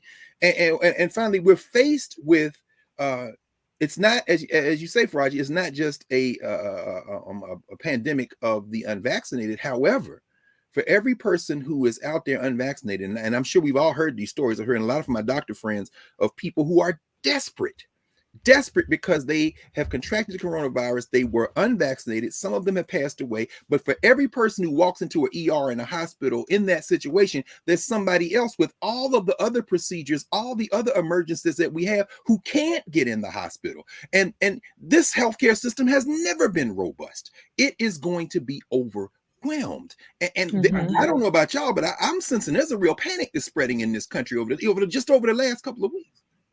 And you know what? Let me just can I say something though too? Because Rishi, then Faraji, go. Yeah, and you know, Faraji, I take issue with the narrative, the pandemic of the unvaccinated, because I have an unvaccinated 8-month-old, and the fact that you have children under 5 years of age who don't have the ability to get vaccinated is very distressing, and there doesn't seem to be a lot of movement there. I don't think that it's okay the way that the testing has not been scaled up. I mean, the CVSs around my house have stopped doing COVID testing. I went to get a rapid test on Friday from the CVS. There were plenty of kits. By Monday, there were no kits available to take from home. So there are so many things that we need to be doing. It can't all fall under the federal government. There are Republican governors, for instance, that are obstructing the COVID pandemic response. But the bottom line is that we all have a shared vested interest, and that's why it's called public health, and seeing to the end of this pandemic. But the reason why so many people are getting getting COVID despite being vaccinated is because most of the country is fully vaccinated, and the efficacy wanes after about 6 months, which is why we need boosters, and the messaging behind that has been disastrous. So I agree with you, Faraji, about this whole pandemic of the unvaccinated. I don't think it's constructive or helpful, but I think that it's one of the vaccine is a very major tool in our toolkit, and boosters is a very major tool, and people who are willing to get it, I'm not going to get into all the stuff about people that don't want to get it, but people who are willing to get it, get your booster shot. And, you know, make sure you're doing more testing to protect you and your family. I mean, I had COVID. My family and I had COVID back in August of this year, and we're unvaccinated. I'm going to just say it. We're unvaccinated. And, you know, I thank God that we were blessed to get through it, and that we weren't hospitalized or anything like that. And so, you know, I think that we have to look at what alternative means, what other things are going to be done. I don't like the fact that, you know, we can go back and forth and say vaccinated versus unvaccinated. But what I'm seeing out of this family is that, you know, you got a country that is going at odds and at war with one another over drugs. Now they have just approved, the FDA just approved the pills from Pfizer, the I think it's called Paxlovid, the new pill that's going to be out. The FDA just approved Merck's pill. Now we have from vaccines and booster shots. Now we're getting pills now. And I mean, it's just a very, very, the conversation around medication and the efficacy of this whole process is still very shoddy. You know, we're hearing some stories about people are still, you know, are starting to experience some side effects and some very severe consequences. But my point is that we're still in the process. Hold on. You said we're hearing that people are experiencing some serious side effects. What? That's a general statement. So from side effects from boosters, you know, like people are, you know, my wife's friend mother had just gotten her booster shot, and she had a breathing problem. You know, she was saying like, I got vaccinated, I got my booster shot, and I had a breathing problem. And look, I'm not going to go back and forth about vaccinated and unvaccinated. I think that's all comes down to your personal choice. But I do want to say that if we're looking at where this country is going and how this thing is moving, it's like we are all being, just like they say in the Matrix, sheeple. You know what I mean? We're just being shuffled along and being told, hey, we need to do it this way, we need to do it that way. And and then what? Then you have a variant like Omicron that they're saying, hey, the vaccine may not be quite as effective. But the issue when you talk about being shuffled, the issue that the greatest issue that people are concerned about is being shuffled to graveyards. When you have 800, hold on. I get that. Like I said, I had COVID too, Brother Roland. But when we have 827,000 people who've died, that's one.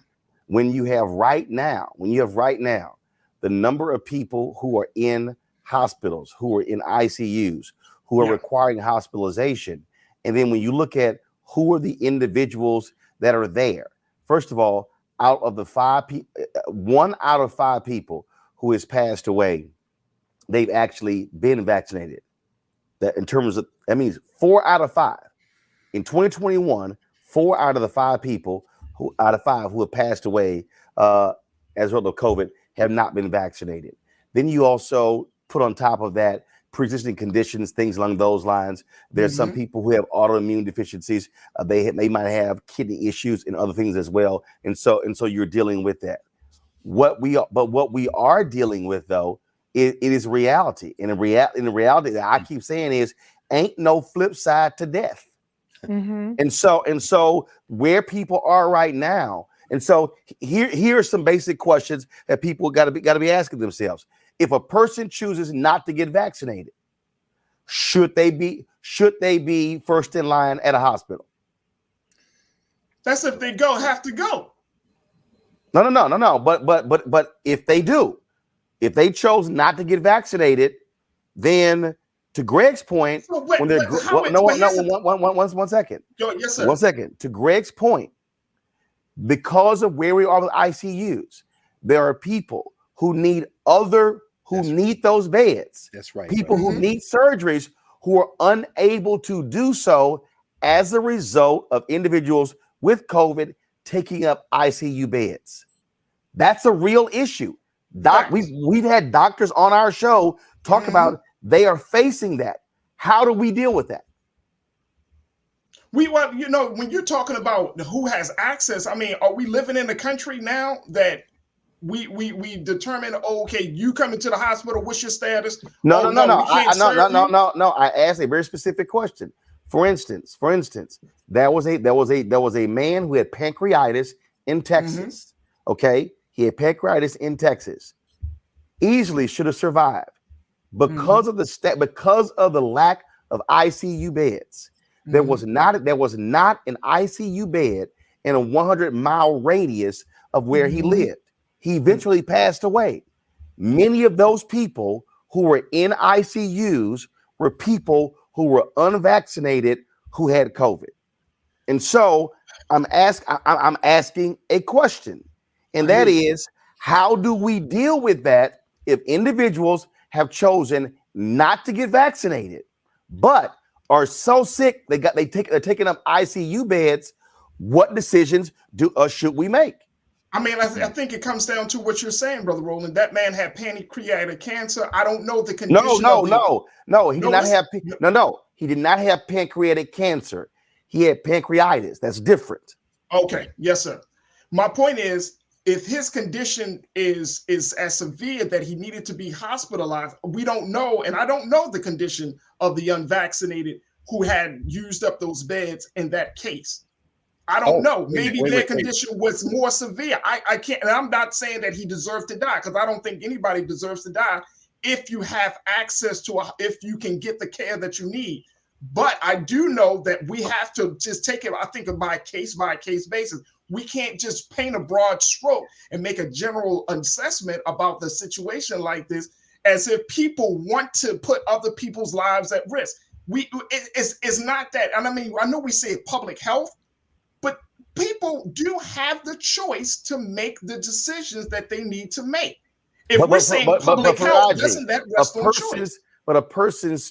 But a individual's choice is having an impact on other individuals. Greg, you were trying to get in. Same thing. We can say the same thing about smoking. We can say the same thing about smoking. We can say the same thing about other. in public places. Yeah, but people still smoke. You know, Reese. You know, people smoke wherever they want to go. Well, yeah. But there's been a massive shift in public policy, public health policy over the issue of smoking. Greg, go ahead.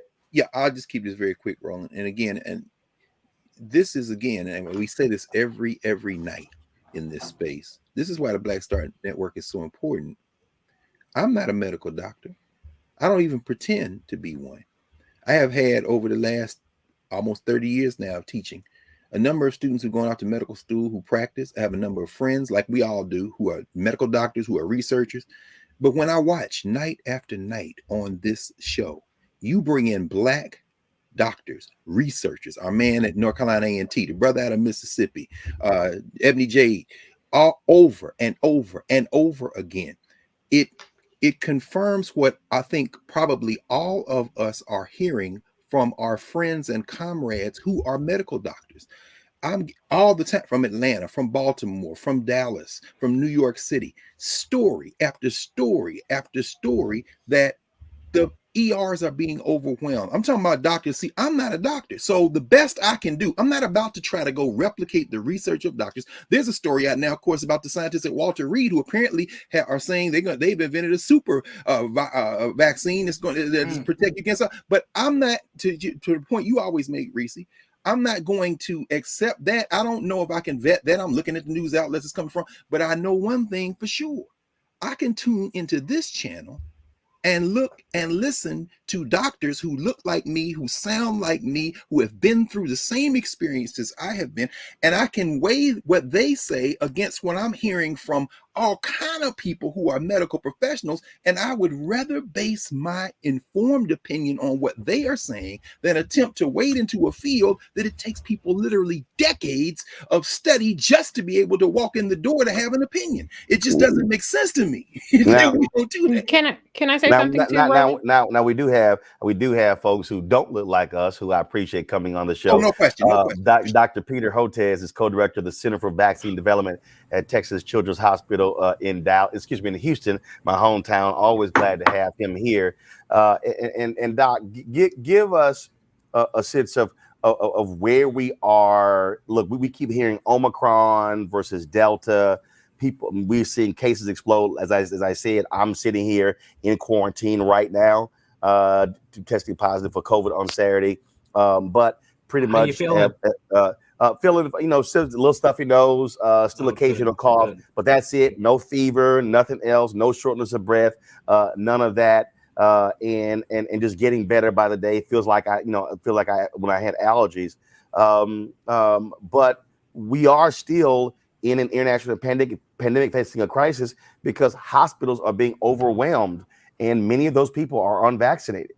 Yeah, let me give you points and let's take it from there. First of all, this Omicron wave is like nothing we've seen before in the sense that it is accelerating at a rate we've never seen before. It is the most transmissible of all of the COVID variants by quite a lot, almost as transmissible as measles, maybe as transmissible, which is the most transmissible virus agent we know. And so that's why you're seeing the steep rise, especially in New York and Washington. And now the hospitalizations are picking up in New York and Washington. There's a buzz out there that's saying Omicron may not be as serious as the previous lineages like Delta, et cetera. I don't think that's the case. I think it's probably going to be as serious among the unvaccinated for reasons that we can go into. But we are starting to see hospitalizations in New York and Washington, and it's going to be across the country. That's point one. Almost all of those hospitalizations are going to be among people who've not been vaccinated. The number that's about out there is about 87% of the severe illness and deaths are among the unvaccinated. The others mostly among the partially vaccinated.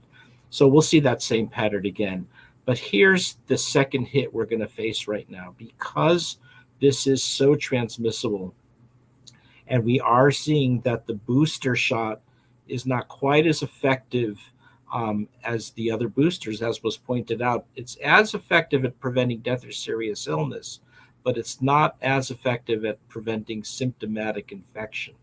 So the problem that we face, this very unique wave, is that in addition to unvaccinated piling into the hospitals and ICUs, the healthcare workers a lot of them are going to get breakthrough symptomatic infection even after their booster, which is not going to land them in the hospital, but it's going to keep them at home and out of the workforce. So you're going to see, we've already had a depletion of our healthcare workforce over the last 2 years for a lot of reasons, for attrition and burnout and all of the other factors that we've been hearing about. But on top of that, we're going to knock out an additional big segment of the workforce. And we know that mortality, death rates really climb when hospitals are going to get overwhelmed. And so that's what I'm worried about. It's going to be the unvaccinated piling into hospitals, and there's not going to be enough doctors, nurses, respiratory therapists to take care of them. And you're going to see mortality really start to climb. Two other things, and then I'll stop, which is the other thing we're finding is with this highly mutated virus, 2 of the 3 monoclonal antibodies that we have are not working. So we're not going to have as many treatment options. That Paxlovid medicine from Pfizer, forget it. It's not going to be ready in time for this wave. It's going to take months before we have enough of it. So we've got a lot of vulnerabilities, and our only real hope is that we persuade the unvaccinated to start getting vaccinated now, get that vaccination series. Otherwise, we're going to repeat what we've already just experienced. And what we've just experienced, Roland, and you alluded to it, is that since June 1 of this year, over the last 6 months, 200,000 unvaccinated Americans have needlessly lost their lives because they refused COVID vaccines, including the first death that we've had from Omicron last night in Houston, an individual who was infected and recovered, but decided not to get vaccinated on top of it because Omicron can cause reinfections very easily. So that 200,000 number of people who threw their lives away because they refused to get vaccinated over the last 6 months, that number is scheduled to double now, between now and the first quarter of 2022. To 400,000 Americans whose lives could have been saved, but they chose not to get vaccinated. And so that's why I'm here late on a Thursday evening before Christmas to work with you, Roland, to do whatever we can to get people to get vaccinated. So, Doctor, explain this. Why, again, Faraji brought up an example of someone who he knows, or he heard an example of someone who had a side effect as a result of getting the booster. There are people who are afraid to take the vaccines. There are others, the people who have been mocking me, doing videos saying, "Oh, look, here he is out here touting the vaccine, and he got COVID himself." And I keep explaining to people, the vaccine was never designed to prevent someone from actually getting COVID. And so if there's somebody who's sitting here who's saying, "I'm unvaccinated, I'm not doing it, my family's not doing it," just lay out the risks that are involved. Well, the risk is, as I say, overwhelmingly the people who are dying in this pandemic right now are those who are unvaccinated. So you would take a huge chance to joining to your 200,000 fellow Americans who also refused to get vaccinated and lost their lives since June 1, because I say that number is now projected to double.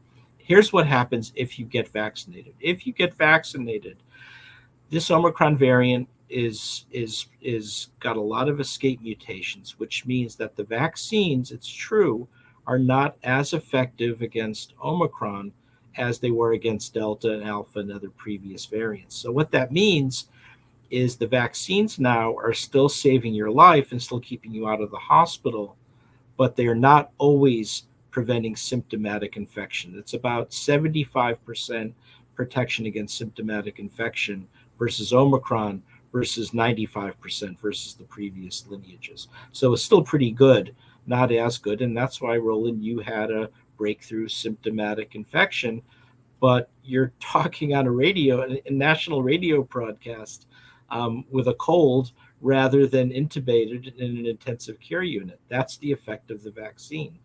And so that's the message. You've got to get vaccinated, and we have to stop this business of saying you've been infected and recovered, you don't need to get vaccinated. That's just one of the phony anti-vaccine talking points. As I said, we just had our first Omicron death from a person who got infected and recovered and chose not to get vaccinated. So that is the reality.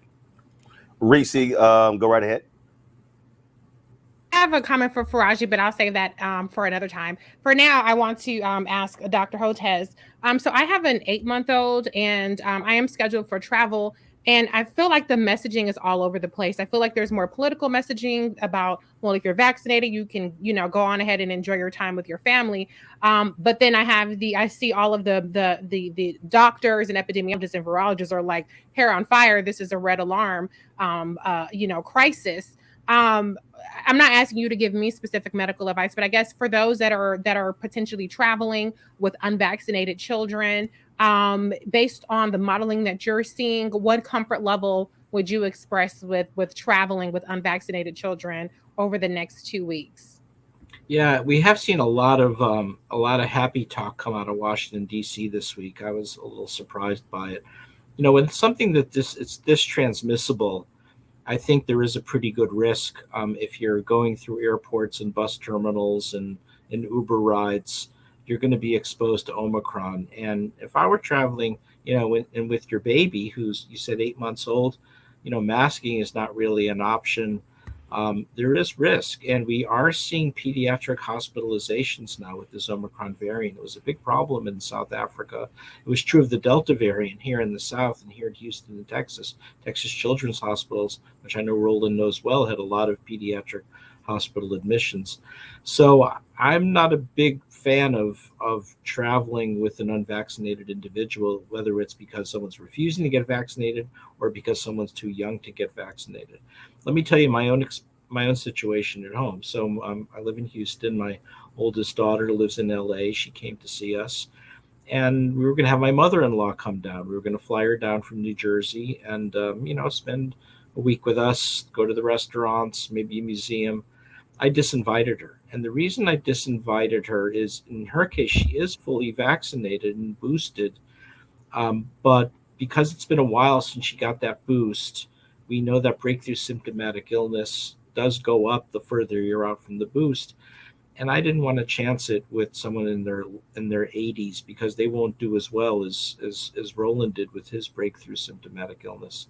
So I said, let's not chance it right now. Let's hold off on this for a while. The hope is that this big wave will go down as fast as it's going up. We don't have strong evidence for it, but there is a possibility. And that would be the best possible outcome, because now that the kids are out of school, they'll be out of school for a few weeks. By the time they're ready to go back through K through 12 or go back to university or college, hopefully we'll be on the downslope of this big wave. No guarantees, but I think that's one possible scenario.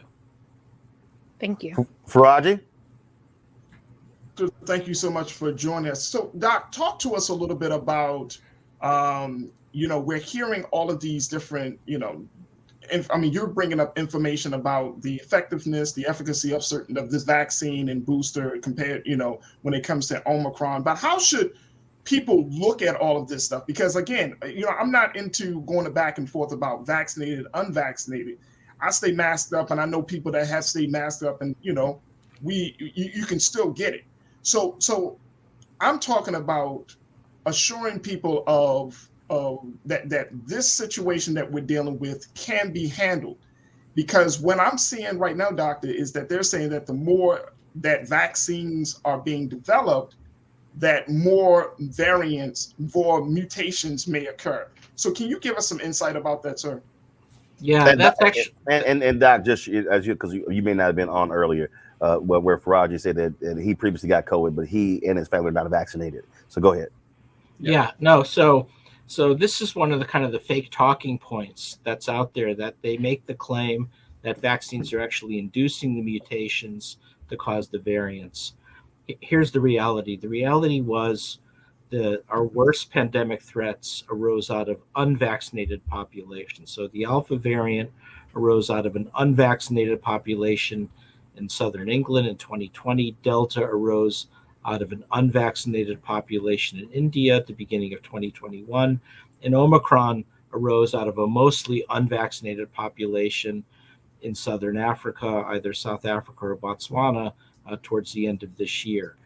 And that's why we keep getting these variants, because nobody has come up with a plan to vaccinate the Southern Hemisphere. The African continent has been left almost totally unvaccinated, about 6%.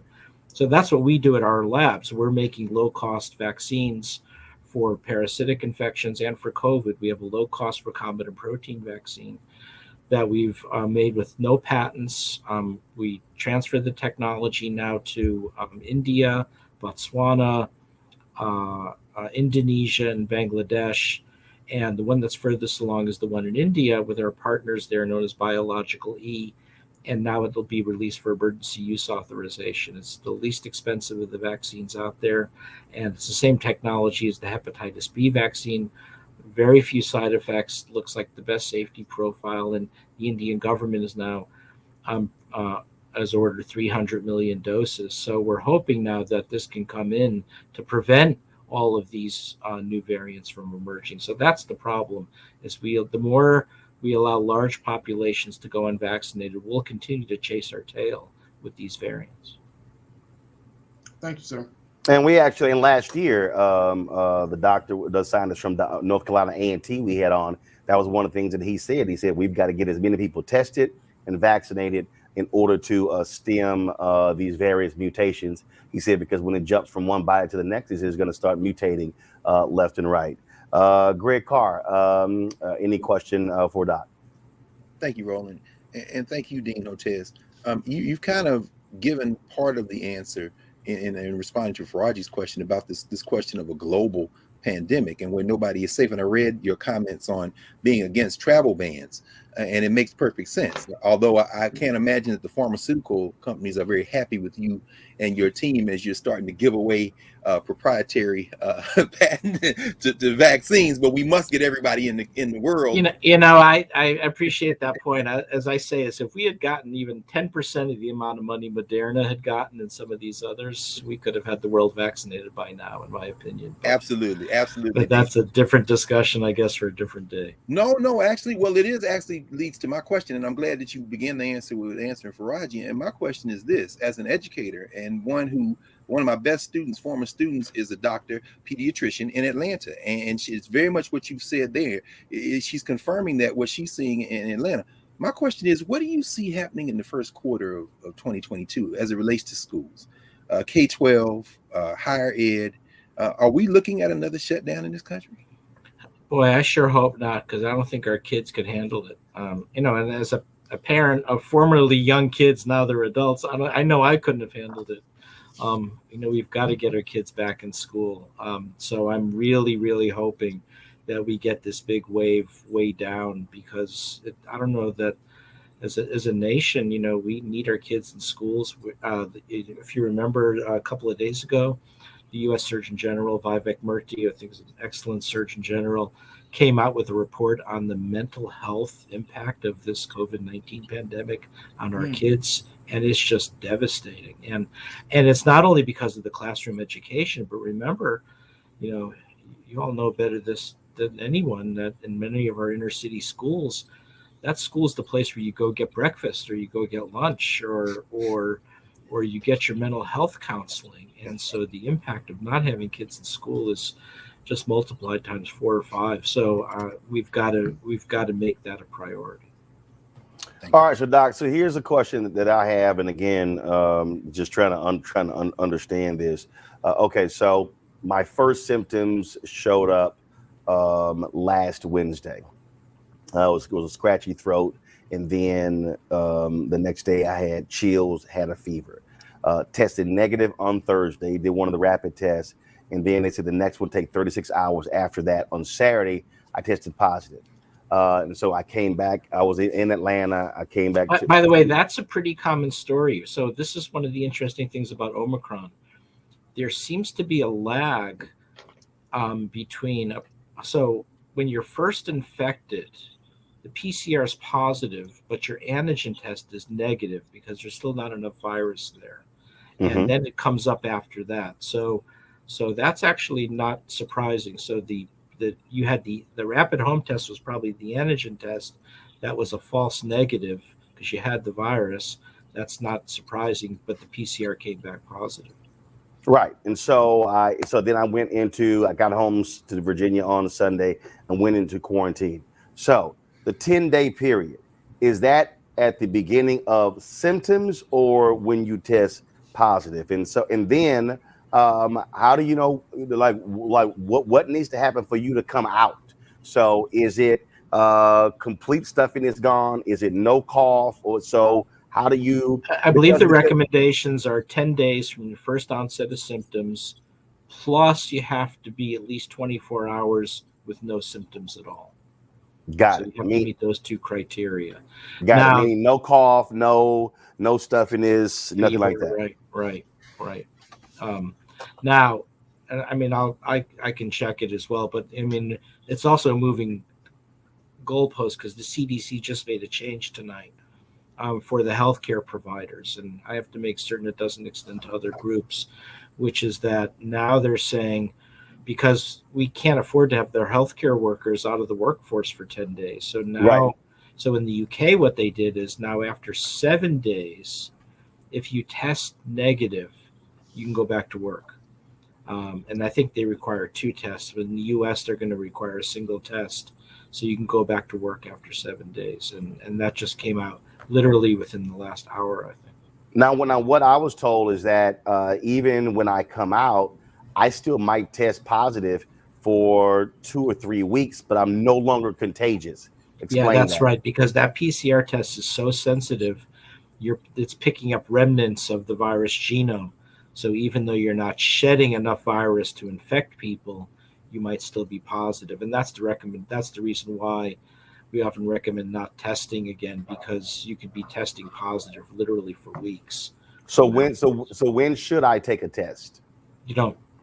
That's unless you start feeling sick again. And then So the most important thing is that all symptoms are gone, meaning there's no longer a cough, there's no longer slight stuffiness, all that's gone. Pretty much, yeah. And then you should be good. You don't need to get tested again, because if you get tested again, it creates a lot of confusion. Then you could be positive, but you're still not shedding virus, and then yeah, I would just hold off and not test again if you're not having symptoms after 10 days. So the last point here for you is that for everybody who's watching, who's listening, the advice is that if you are unvaccinated, you're putting yourself and others at serious risk of hospitalization and death. But Roland, there's one other thing that nobody talks about, which I want to bring up, and that is we don't talk enough about long COVID, where your symptoms linger for sometimes a year in terms of not fever and acute symptoms like a runny nose, but you feel fatigue, you have heart palpitations, you feel tightness in your chest. We're learning a lot about that, and there's a very important study that was published this year out of the United Kingdom. The United Kingdom has a real health system, unlike the U.S., where we have Amazon Pharmacy, and that study, they have 40,000 MRIs on file.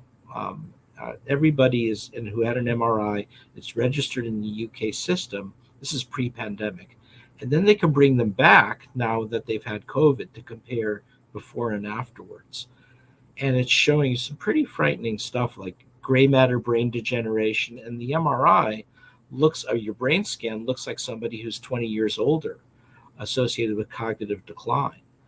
And that's the other piece we don't talk about. It's not only piling into hospitals, into ICUs. This could be with you for years, and especially if you're a young person, you don't want this happening where you've got gray matter brain degeneration and cognitive decline when you're trying to start a family or a new job or taking your SATs or trying to get a mortgage on your house. And so that's going to haunt us for a long time as well. Yet another reason to get vaccinated. Last question, Doc. The infusion, I did get that. It was the Regeneron when I was in Atlanta. Do you also recommend that if people get a positive COVID test, they're able to find a place that does it, that they get that infusion? Up until 2 weeks ago, I would have said yes, but now the problem is this: with this Omicron variant, that's going to be the overwhelming one. That Regeneron monoclonal antibody probably is not going to do much for you, and neither is the one from Lilly. So that's what I mean. 2 of our monoclonal antibodies have been knocked out in terms of being useful for this Omicron variant, and that only leaves the one from what's known as Vir and GlaxoSmithKline, and there's not a lot of it around. So this is, again, why we need to get vaccinated. We kind of lost one of our major weapons, monoclonal antibodies. We won't have that Paxlovid medicine from Pfizer. So we don't have a lot of, we've lost some really, we've either don't have or have lost some really important tools.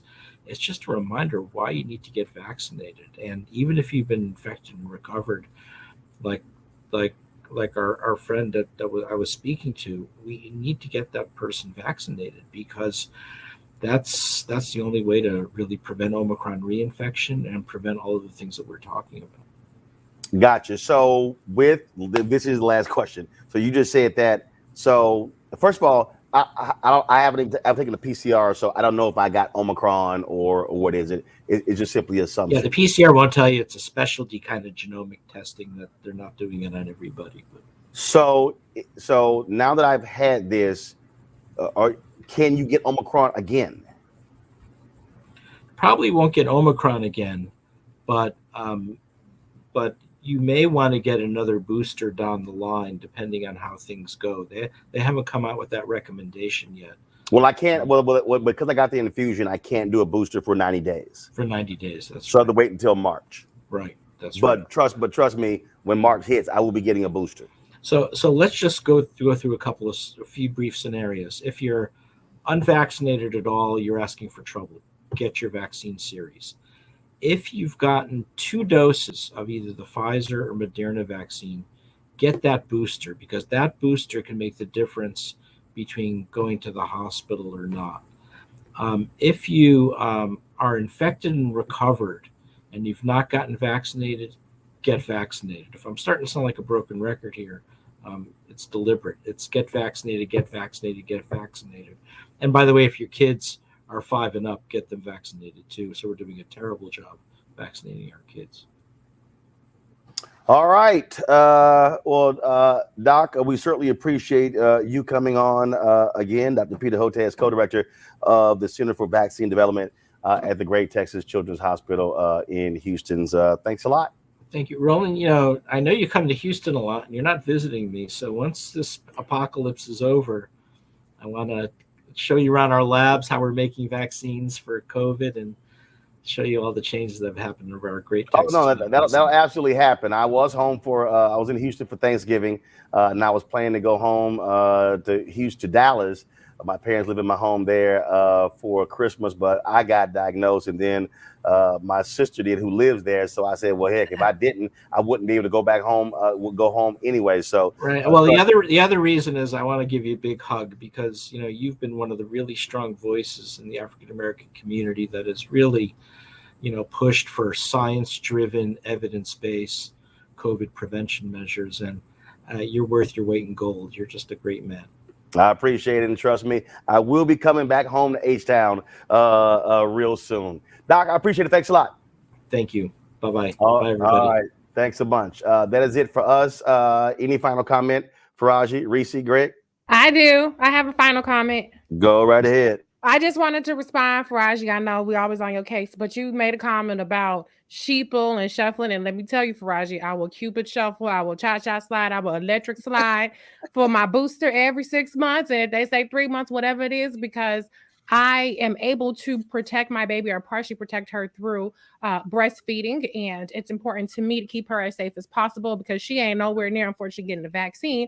But I also want to comment on the sheeple part too, because 65% of the disinformation and misinformation out there about the vaccines is from what they call the disinformation dozens. And Robert F. Kennedy Jr., with his so-called Children's Health Defense, is the main purveyor of disinformation, and it targets the Black community. I did an article about this and wrote about it in the Griot. And his own wife, now this is a staunch anti-vaxxer. His wife is Cheryl Hines, who's on Curb Your Enthusiasm. When they had a party at their home, she requested that people be vaccinated or testing. So I think it's really strange that the biggest anti-vaxxer purveyor in the Black community or towards the Black community is married to a person who wants people to be vaccinated that come through their home. So I will throw my lot in with world-renowned scientists and virologists and epidemiologists and experts throughout the entire world, the global medical community, before I throw my lot in Robert F. Kennedy Jr. and his BS. So I'm not, everybody do what they gonna do. But when you talk about sheeple, shuffling, Cupid shuffle, I will do all of that when it comes to doing my part in staying the hell out the hospital and staying the hell out the grave. Respectfully. I still love you, Faraji, but I decided because you said sheeple, I was like, okay, well, it was the sheeple part coming in. I had to say that respectfully. Hey, I hear you, and that's certainly your choice, and I'm gonna respect your choice just as much as you respect my choice. So, I absolutely do. I really, for me, God willing, we'll be able to get through this, and then learn the lessons from it. Man, I don't want to see anybody die. I certainly don't want to die, but I don't want to put anybody's lives at risk. That's why my children, I mask up, and my family, we mask up everywhere we go. We keep our distance. We don't go out to a lot of places. So, we're still doing our part to make sure that we're being responsible about taking care of other people's lives. But, in this whole, as I was listening to Dr. Hortez, in this whole situation, I really hope and pray that we can get through this, not just our bodies, but also our minds, because a lot of people are being, misguided. And like you said, disinformation is so rampant right now. So, I have my faith and hope that we're going to get through this, but I hope that we get through this with the right mindset and to walk out of this with sanity and great substance, as the scriptures say, because that's what we're going to need to get through. I agree. Absolutely. Greg Carr, final comment. Yeah, I'd just say, Roland, I agree. We have to be together on this. And for all the folk out there who are teachers, substitute teachers, kindergarten teachers, we heard Dean Hortez say this. The emotional impact of coming into spaces where these children have been under a 2-year assault in many ways. It's taking its emotional toll on all of us. So those of you out there in the next couple of days who are delivering UPS packages and working for the mail service, be as careful as you can and know that not only are you in our thoughts and prayers, we must protect each other. And I'd only say a couple of other things. We're 3 days away from the first day of Kwanzaa, so Habari Ghani, the 26th will be Umoja. So it's happy holidays to everybody. And I'm looking forward, Roland, to your thoughts and commentary on Franklin Thomas. I know we didn't get to that tonight. If we heard the name Vernon Jordan and haven't heard the name Franklin Thomas, understand that this brother, who was the first Black person to run the Ford Foundation, had a great impact. The son of Barbados immigrants who came here, who was born here, Bed-Stuy, do or die. Look up Franklin A. Thomas, and I'm looking forward to hearing you have some comments on that, brother. And please, get well, brother. See, I ain't never got to see nobody again. I will stay here. I got plenty of reasons. but when watching you last week at the Celebration Bowl, that beautiful moment, and then you have to face this thing. Brother, all I'm saying is you not only in our thoughts and prayers, we got to wrap around each other, man, because that's no joke. And thank you for being very public and sharing that. And hopefully that's going to change somebody's mind about getting this vaccine. Well, look, it was a lot of people. I can tell you there are a number of people who I know who called me, who have tested positive, who are very public individuals who chose not to go public, and they were commending me. And look, I had no problem doing it. You got some loud mouths out there who decide to make videos and mocking me for getting it. This is why I call them hashtag never will be's, because they will never be anything. And that's what they are. They are people who are desperate for credibility, and they have none. They will never get any. And you heard what Dr. Hortez said there, and that was always our goal here. And that is, I was not going to put conspiracy theorists on the air. I was not going to put people who are so-called educated but have no scientific or medical expertise on this subject matter. There are people, and I see some of the comments, people like, Roland, do your own research. Y'all, this ain't what I do. Okay? That ain't what I do. I'm sitting here in my home studio and I'm surrounded by multiple lights. I've got a 9-foot green screen. I got a Sony camera in front of me. I got an ATM mini switcher sitting right here. I've got an iPad and got a computer. I got a lavalier microphone. I got an IFB. That's what I do. That's what I do. That's right. Okay. And so just because somebody can read a medical journal doesn't mean they're actually an expert on these issues. We purposely put on experts. We started this show off with legal experts talking about the Kim Potter trial. Y'all notice I did not have non-lawyers breaking down the legal ramifications of Kim Potter being found guilty. There's a reason why. You notice we had Cliff Albright, an expert on the issue of voting, co-founder of Black Voters Matter.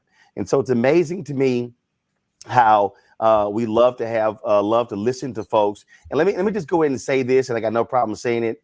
If there is one troubling thing among Black people, is we love people with rhetorical flourishes. We love people who can spin yarns. We love people with alliteration, and we love people who have the ability to talk and speak. And oh my God! So what we do is we base our, oh my man, that brother is dropping some knowledge. That sister is dropping some knowledge. No, they're actually saying a whole bunch of stuff, but it sounds good. We love folk to as a tickle your fancy, let me ignite your soul, as the song goes. But this is too serious for us to play games with.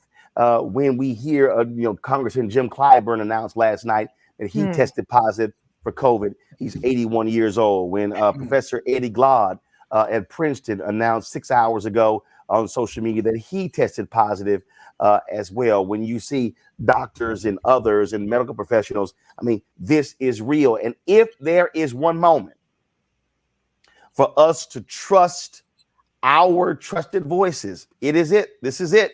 That's right. And so we're going to have more and more of our Black doctors and our experts on.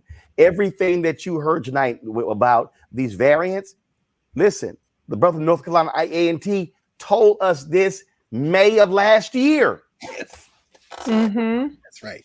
That's right. And so we're going to continue talking to the folks at Meharry and the folks at Xavier and the folks at other HBCUs, because this is why it is important. Last night we had that expert on COVID and sickle cell. Okay, you ain't hearing that elsewhere. So I need y'all to understand why this show matters, why these voices matter. And so some of you have hit me, Dr. Ebony Hilton, because she now is a signed contributor for MSNBC, NBC. That's why you haven't seen her on the show, because they have her exclusively. And so we certainly miss her voice. But there are other doctors out there that we're going to continue to have on to amplify the voices. We're going to continue talking about not only the quality of mask, what kind of mask to wear, things along those lines. And so folks expect more of that. And that's why these shows matter. And we cannot simply cede any ground. And I will not cede any ground, any territory. I'll be like Shema, one of David's mighty men, fighting over a field of lentils when it comes to correct information and swinging against some of these crazy fools out here who do not have your best interest at heart, who are nothing but grifters. They are TikTok doctors. They are YouTube scientists. They know nothing, and all they do, the best thing they have for you, are bad lace fronts and loud mouth rhetorical flourishes, and they dress clean, and they sit here and use all the right words, and they say, my brother, my sister, as if they actually care about you. But nobody can dare say they care about you if they are feeding you false information. Too many people are dying, and I don't want to have to do another story on a brother and sister who has died as a result of faulty information. And so that's why we're going to do what we do all day, every day. And so to Greg, Reese, and Faraji, I appreciate it. To all of our guests, thank you so very much. Folks, we do not have a show tomorrow. It's Christmas Eve. We were never going to have a show tomorrow anyway. So I'll see you guys on Monday. Hopefully, I will be out of COVID protocol. I can then go upstairs and then actually see my wife versus FaceTiming her And then of course, and her leaving stuff for me at the top of the stairs. Man. And then that kind of stuff. But it's all good because y'all gotta understand, I am a self-sufficient brother. I was taught how to bake when I was 7 years old, and cook when I was 7, bake when I was 7, cook when I was 8. So it's all good being down here. And so I ain't got no problem being by myself. This ain't the first time. So I know how to cook for myself, wash for myself, and do for myself. Reginald and Imelda Martin knew how to raise their kids. So just letting y'all know. Yeah, know how to do myself. Just letting y'all know. Letting y'all know. And I am working on my golf game down here. My putting greens over here as well. So don't think for a second my golf game is going to go to pop because of COVID. Y'all, see y'all tomorrow. Y'all take care. Oh, oh man.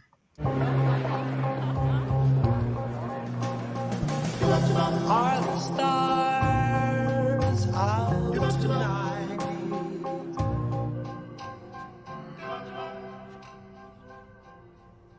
Alexa, play our favorite song again. Okay.